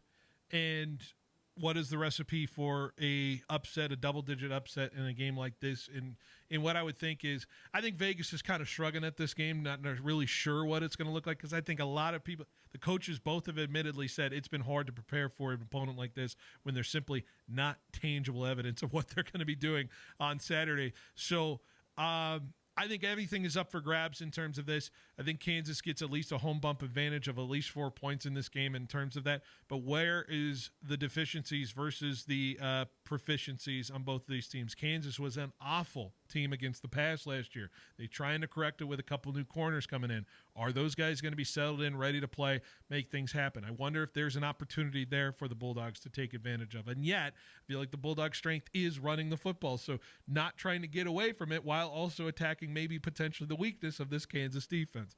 I wonder if we're going to get a few big plays here. Like I said, the recipe for upset, making your kicks, having a great special teams performance in that. I think Baxter is one of the best special team coaches out there. He'll get this team prepared in that aspect of the football game. And I do firmly believe, I do really feel like this team is capable of beating this team on the road. Like I said, the history is against it. first coach since 1950 to win on the road in his debut would be what's on the line if Coach Entz gets this win. But I think it can happen, and I think it will happen. I think it's a 28-24 victory for the Bulldogs on the road over Kansas. Yeah, it's the spread is definitely disrespectful because I think they look at the unknown of Fresno State and they just assume that it's going to be, a rebuild year per se for this Fresno State team. But I think they do beat the spread. I think it is a closer game, but I am going to go with Kansas winning this game because of the quarterback situation. I think that if it was a pocket passing quarterback that cannot mess up this Fresno State defense on the ground, I think I would have a lot more faith in the Fresno State Bulldogs. I do think that it will be a close game going into the fourth. I just think that's a little bit of a game changer that can shift the momentum. I am going to go. I think this is going to be a little bit more high scoring than you suggested. Mm-hmm. I've been saying that from the beginning, and so I'm going to go with 35-31. But I still think that Fresno State should be disrespected by the spread, and they should go with a chip on their shoulder into Kansas. And honestly, they for sure can win this game. They can, and I can't wait to see what it'll look like. Claude, we laid out a lot of info to you. You've probably been sitting back just kind of assessing. Do you got a dog in this race? How are you feeling after all this discussion? I mean, when I looked at Warner whenever it first came out that he was coming in, and I'm pretty excited for him, but I do think this is a big game for a first one, so it could be close or it can be a big upset on either side. I really just feel like it depends on how both Fresno State plays and Kansas. So I don't really think I'm leaning towards anyone yet. Yeah. Are you gonna save the pick a little bit later? Are you gonna maybe we'll give you a little more time. Give you a little more time? Okay. Let you think about it, marinate it a little bit longer on that. All right. We're overdue for a break. Let's take it. We'll be right back on 1430 ESPN Fresno, the Valley's local sports leader. Quick, where can you find a great selection of Tempur-Pedic, Stearns & Foster, Serta, and Mattress First bedding? Easy. The same place you'll find adjustable beds, sheets, pillows, mattress protectors, and more. Sleep Retreat, inside fashion furniture. It's worth the time to walk through and imagine what your home could look like with beautiful new furniture. Or how comfortable you'll be on your new mattress. Fashion Furniture on El Paso, across from River Park. There's nothing like it in all of California. Welcome to Banyan Tree, Fresno's favorite dispensary. Voted 2025's Best of Central California's People's Choice Award. Need some healing and relaxation? From flower to edibles, concentrate to vapes, we've got top shelf products at down-to-earth prices. Whether you're a seasoned smoker or just kinda curious, our knowledgeable staff will help you find your perfect match. So climb the Banyan Tree and see how high you can get today. Order ahead at banyantreefresno.com for quick and easy pickup. Banyan Tree, rooted in quality, grown in Fresno. Roger Dunn has the new Callaway Paradigm AI smoke drivers to take your game to the next level. State-of-the-art technology. They've created the most advanced driver face in the history of Callaway Golf. The AI Smart Face is designed to create a sweet spot, and not just the center, but all over the face. AI smoke drivers, fairway irons, and putters. The AI smoke driver, it's sweeter from every spot. Paradigm AI smoke drivers. Remember, you're always number one at Roger Dunn. I make sure that we have plenty of parts for the service department and the customers in the front counter. That's Al Carmona, parts manager at Pioneer Equipment Company. A lot of farmers come in, they know what they want, and if they don't, we try to help as best as we can. Pioneer carries a wide selection of Kubota, Land Pride, and Nelson parts. Stop by and see us in Fresno or Reedley. We'll get you a cup of coffee and the parts you need. We have really good customers. Pioneer Equipment's a great place. Visit PioneerEquipmentCA.com. No matter the time, morning, noon, or night, Black Bear Diner in Fresno has you covered. Breakfast, lunch, and dinner served all day just the way you like it. At Black Bear Diner in Fresno, you can count on them serving up hearty portions that satisfy even the hungriest appetites. Plus, the little Cubs can enjoy their brand new Cubs Corner too. So gather your family and friends, bring your appetite, and make it a meal to remember at Black Bear Diner in Fresno, corner of Sean Martin. Black Bear Diner. From breezy linen to performance polos, the Patrick James Summer Collection defines cool, effortless style. It's where classic West Coast spirit meets modern refinement. Discover timeless looks from brands like Faraday, Johnny O, Martin Dingman, alongside staples from Tommy Bahama, Robert Graham, and our signature Patrick James line. Made for the man who values quality, confidence, and the art of dressing well. Patrick James, California's sophistication. On Shaw, inside Fresno's Fig Garden Village. When Jeff Thiessen and Lance Duker started Thiessen Duker Modern Wealth Management in 2003, they had a simple mission: to make every life they touch better. They established Thiessen Duker as an independent firm, not tied to the restrictions of one Wall Street company, so their clients could have access to any investment products that were right for them, and Thiessen Duker could serve their clients the way they wanted to be served. They've done other things differently too, from investing in advanced financial planning technology to implementing a team approach with advisors working together to develop client strategies. And from day one, Thiessen Duker has shared its success with local organizations, making a difference in people's lives right here at home. If you need a financial advisor, or if you are a financial advisor and would like to know more about how Thiessen Duker can make your life better, please visit thiessenduker.com. The advisors of Thiessen Duker Modern Wealth Management are registered representatives with and securities offered through LPL Financial, member FINRA SIPC.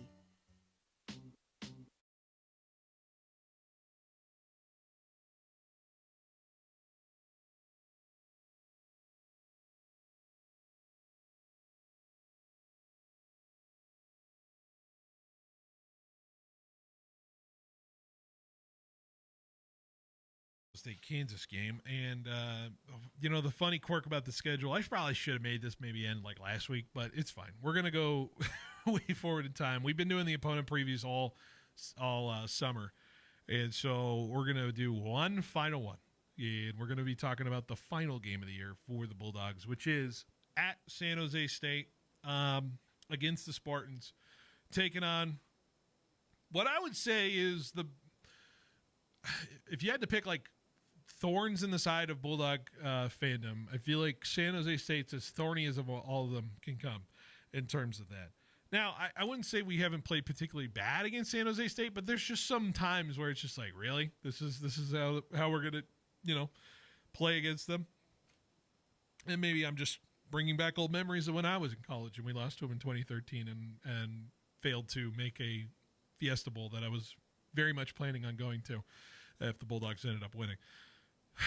Regardless, San Jose State's a fascinating team. They're an interesting team. They got a lot of different paths they can take on their season moving into this season. They got a second-year coach.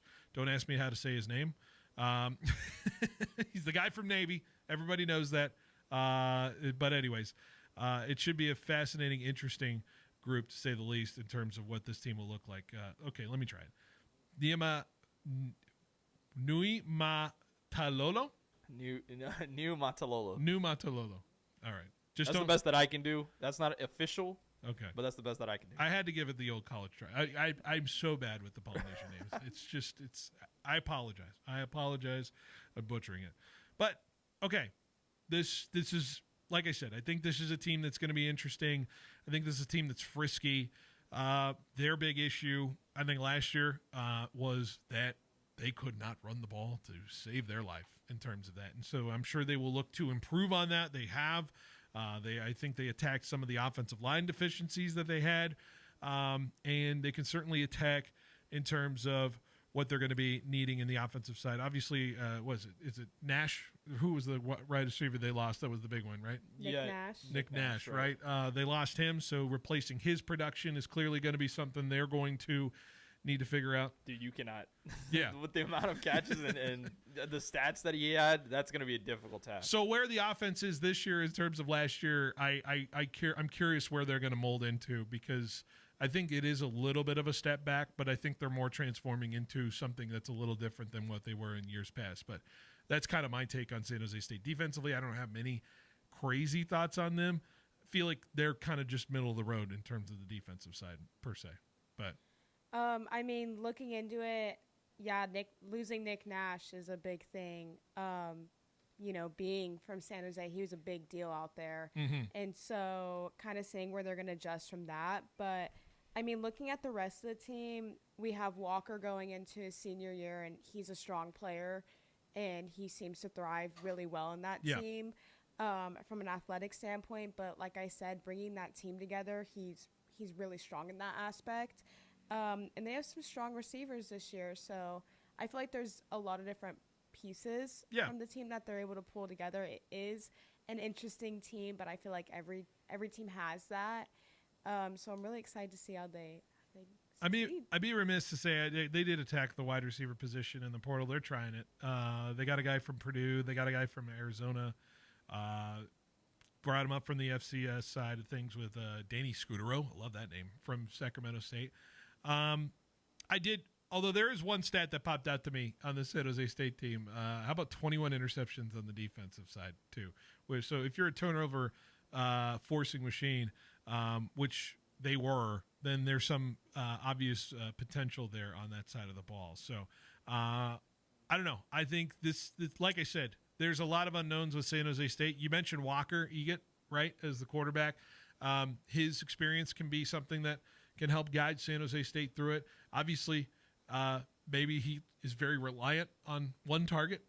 And I wonder if he can find a new guy like that. Sometimes when you're a quarterback that's relying on a guy who is so efficient for you, sometimes that can change the way you play the position. So I wonder if he can adapt to that as much as he can in terms of going from last year to this year. What do you got some thoughts on San Jose State? Yeah, just offensively, I think I do like their transfers that came in. Leland Smith's 6'4". He's going to be a big outside threat, and I think for this offense, he's going to have to be that sort of replacement for Nick Nash in terms of just the option there, right? Emmett Brown, I think, right, transferred, and so that's going to have to be a big point of emphasis, the quarterback room. I also really think that this running game didn't improve as much as I would like. If you were a San Jose State fan, you would like to see 721 yards, 10 TDs by Floyd Chalk the fourth. And it was ranked 130th. Rough. It's rough. So that's, I think, the key offensive need for them. I just think they need a boost run production, and they need to balance this new look passing attack to take the pressure off a new quarterback. Defensively, I think this is a really good team. I think they run with a 3-4 base, and they have depth all around every position, right? And it's anchored around Agafa Faga. That's how you say it. The defensive tackle. But this secondary, as you said, they're ball hawks all around the secondary. They led the nation with interceptions. They did have some departures, but they do have a senior-dominated returning group led by Isaiah Rivas. So I think that this is a very good defensive team. That's where their strength lies. Offensively, I think they just need a little bit more consistency around their running game. You look at last year's game, I think that was as complete of a game as Fresno State put together in terms of the game against San Jose State. I mean, they got bopped for a 35-yarder from Walker Egan to Nick Nash to start the game, and then it was nothing the rest of the game for San Jose State in terms of that game. And I think defensively, Fresno State stepped up a lot.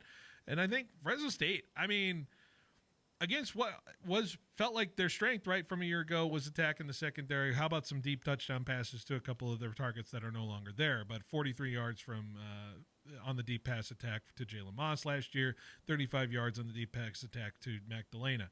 I wonder if you can tack them vertically like that. I feel like we were the only team last year that kind of did that to San Jose State a year ago in terms of that. So I recall, obviously, last year's game in terms of that. And I don't know if you can take much away from a couple years ago in terms of that with San Jose State, but I wanted to point out what we had there. 7-6 record. They lost their bowl game in a crazy game against South Florida, by the way. I don't know if you remember that Hawaii Bowl. It was a 2-point. That was heartbreaking. Yeah, I vividly remember sitting there in the living room and watching that. Insane game against South Florida. I was laughing. Yeah. I don't know about you. I was laughing because how many overtimes do you get? But I know. that was a hard watch. Yeah. So San Jose State coming off that heartbreaker, but 7-5 record overall. I think they sputtered down the stretch just a little bit. They had the benefit of playing, I would say, a relatively easy I don't know if I could say relatively easy. I don't know. The Washington State game also was psychotic. I remember watching that game on a Friday night, 52-54. I was coming back from a Friday Night Lights game, and I had that game on the radio, and I could not believe what was transpiring on that game when it was going psycho. And then they beat Stanford by 3 in the year as well. So I guess I wouldn't qualify. Although Stanford's not really quite Stanford anymore. I wonder what kind of game this is going to be for Fresno State versus San Jose State. Is it going to be kind of a repeat of last year where it's just going to be kind of like putting a vice grip on this team and just kind of creating the one dimension that you want to make San Jose State be? But if San Jose State finds a different way of attacking the run game, clearly they're trying to do it maybe through the offensive line, not specifically through the talent in the running back room itself. But,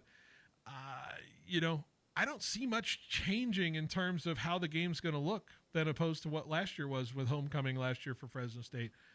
But then again, be warned, it's the final week of the year. Fresno State playing San Jose State on the road. Really, some kooky things happen there.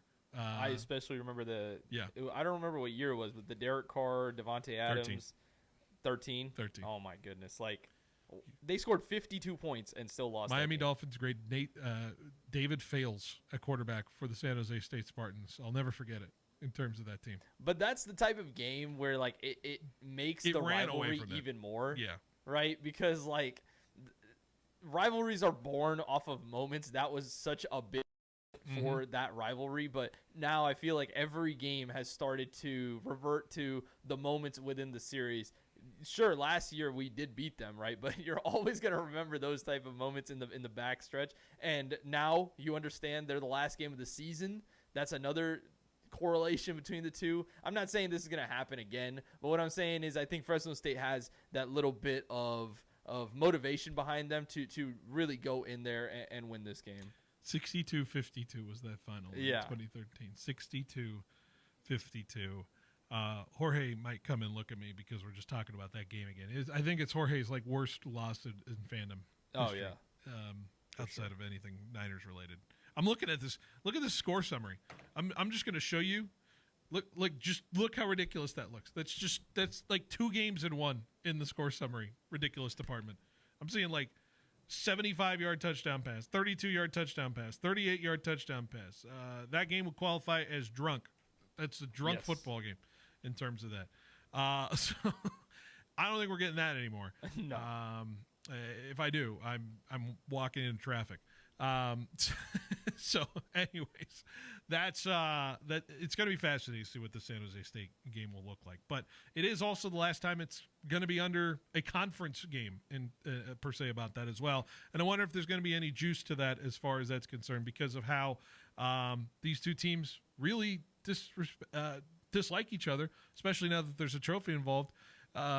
Fresno State kind of sees San Jose State as little brother, big brother per se in terms of that. And I don't know if San Jose State particularly care. Is San Jose State really, do they hate Fresno State the most? Yes. I remember I walked into the training room with a red top on. They're like, you can't wear red here.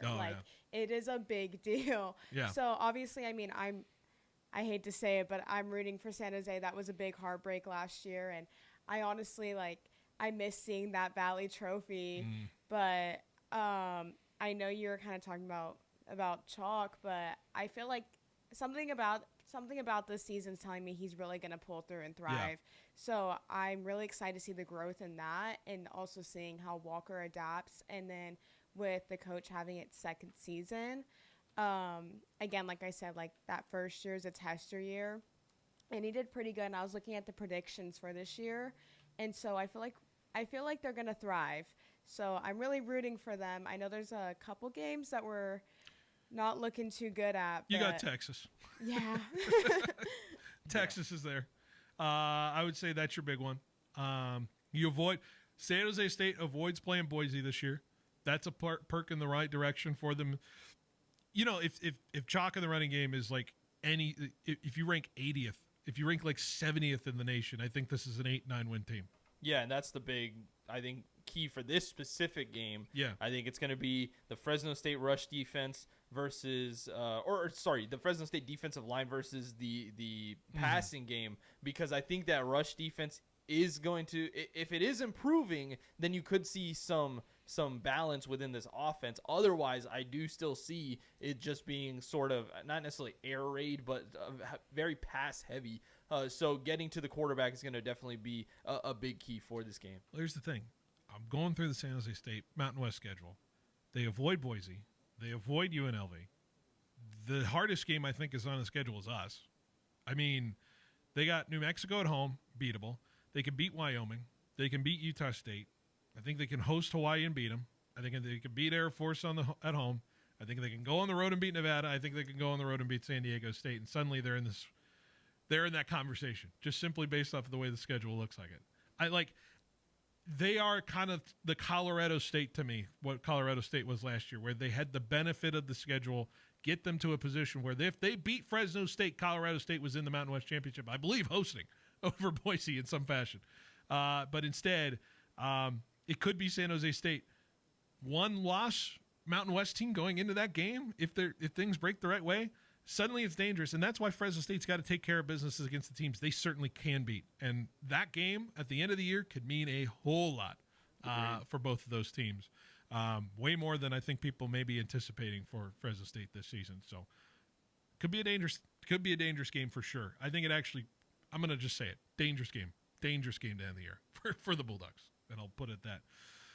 All right. So that's the schedule. And that's our previews there. Obviously, I had a lot of fun looking back at all these opponents and looking at it. And I really can't wait. I think the schedule's so fascinating to me.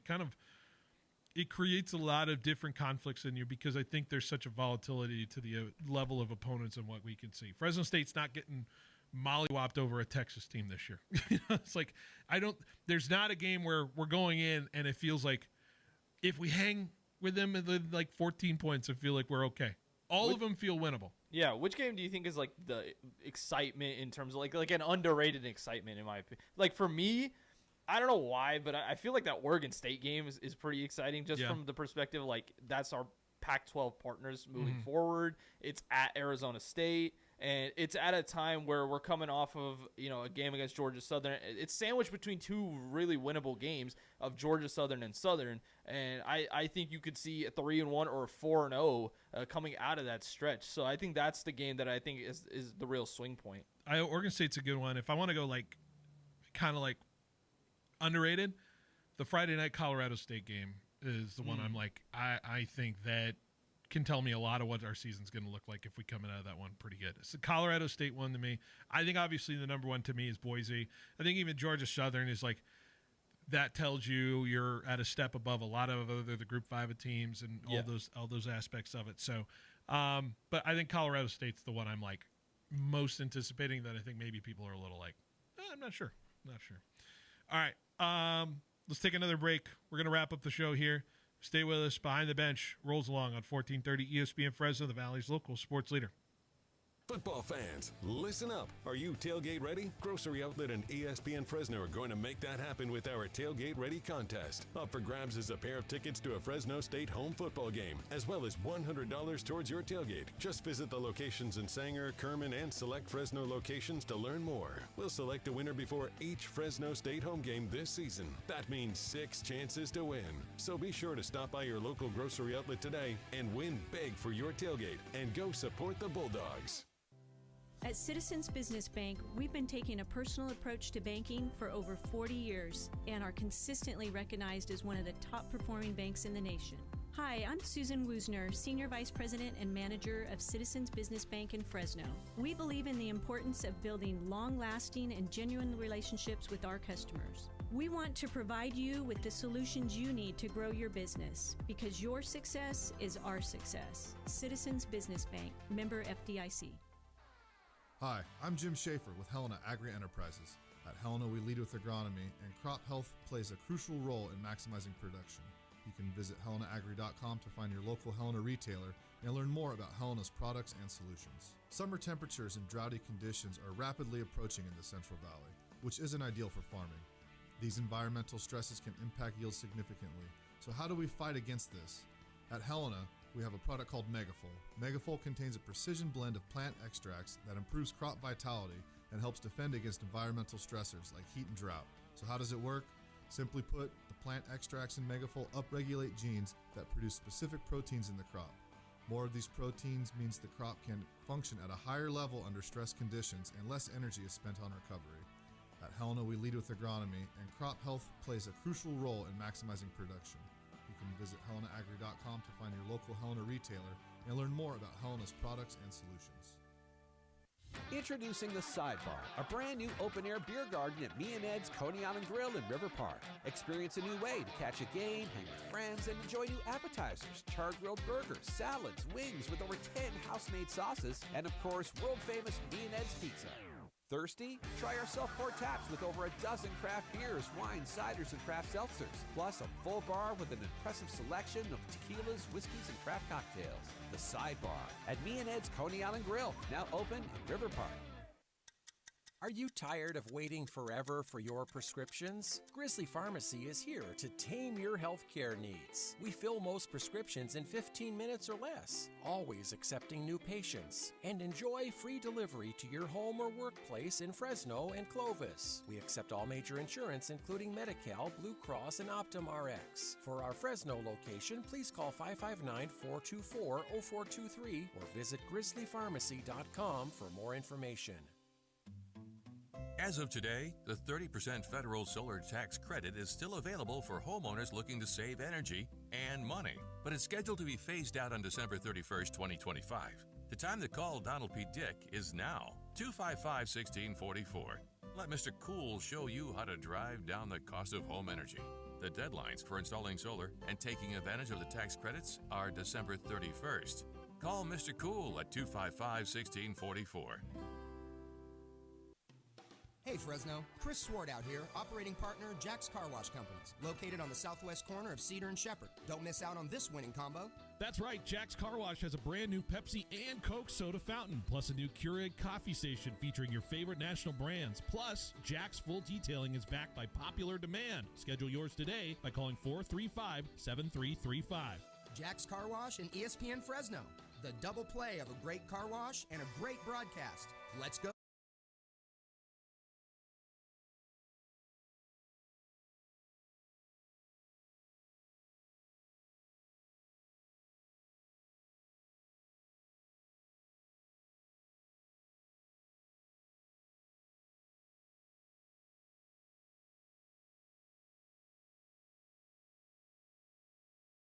And here on 1430 ESPN Fresno, the Valley's local sports leader. Wrapping up our show, saying goodbye and getting on the rest of your evening.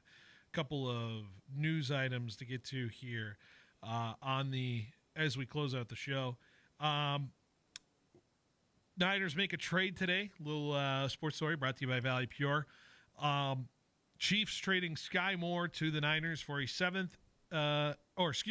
Moore and a 7th rounder to the Niners for a 6th rounder. Any sort of reaction to that trade, Tanvir, from the Niners perspective? I think it would have been sick like 3 years ago. You would have been hyped. Yeah. Sky Moore on the Niners? I mean, realistically, what is this? This is a backup solution for a 49ers wide receiver room that has shown to get injured. I think when they're all healthy, this is one of the best receiving rooms in the NFL, and I'm okay with saying that because you have Jawan Jennings, Brandon Ayuk, Ricky Pearsall. I love the receiver that we got in the draft, Jordan Watkins. Yeah. I think he's really good. But yeah, I think other than that, I don't see him having a role on this team beyond that. I think he has a lot of drops that's an issue for Sky Moore. But I think if I have to make a positive out of this, Sky Moore is a really good returner. Yeah. He had a 88-yard return against the Seahawks. Yeah. Was it this? Yeah, it was this preseason. Yeah, I think last so. weekend. Yeah. So that's a positive.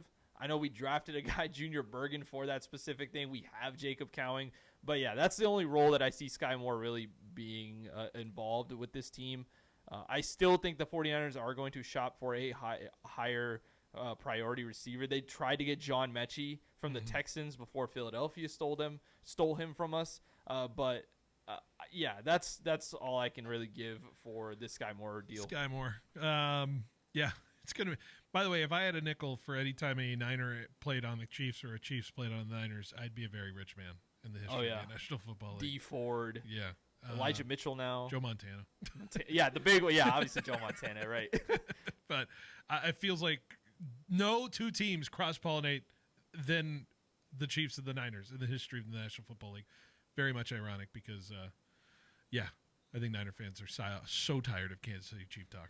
Yeah. It's just very much over it. Just kill my vibe. Hey, that's what we do here. We love to do that, don't we? Right. 3 minutes left of the show. Love to do it. I got another little news item. The Grizzlies played today. Usually they play after our show is over.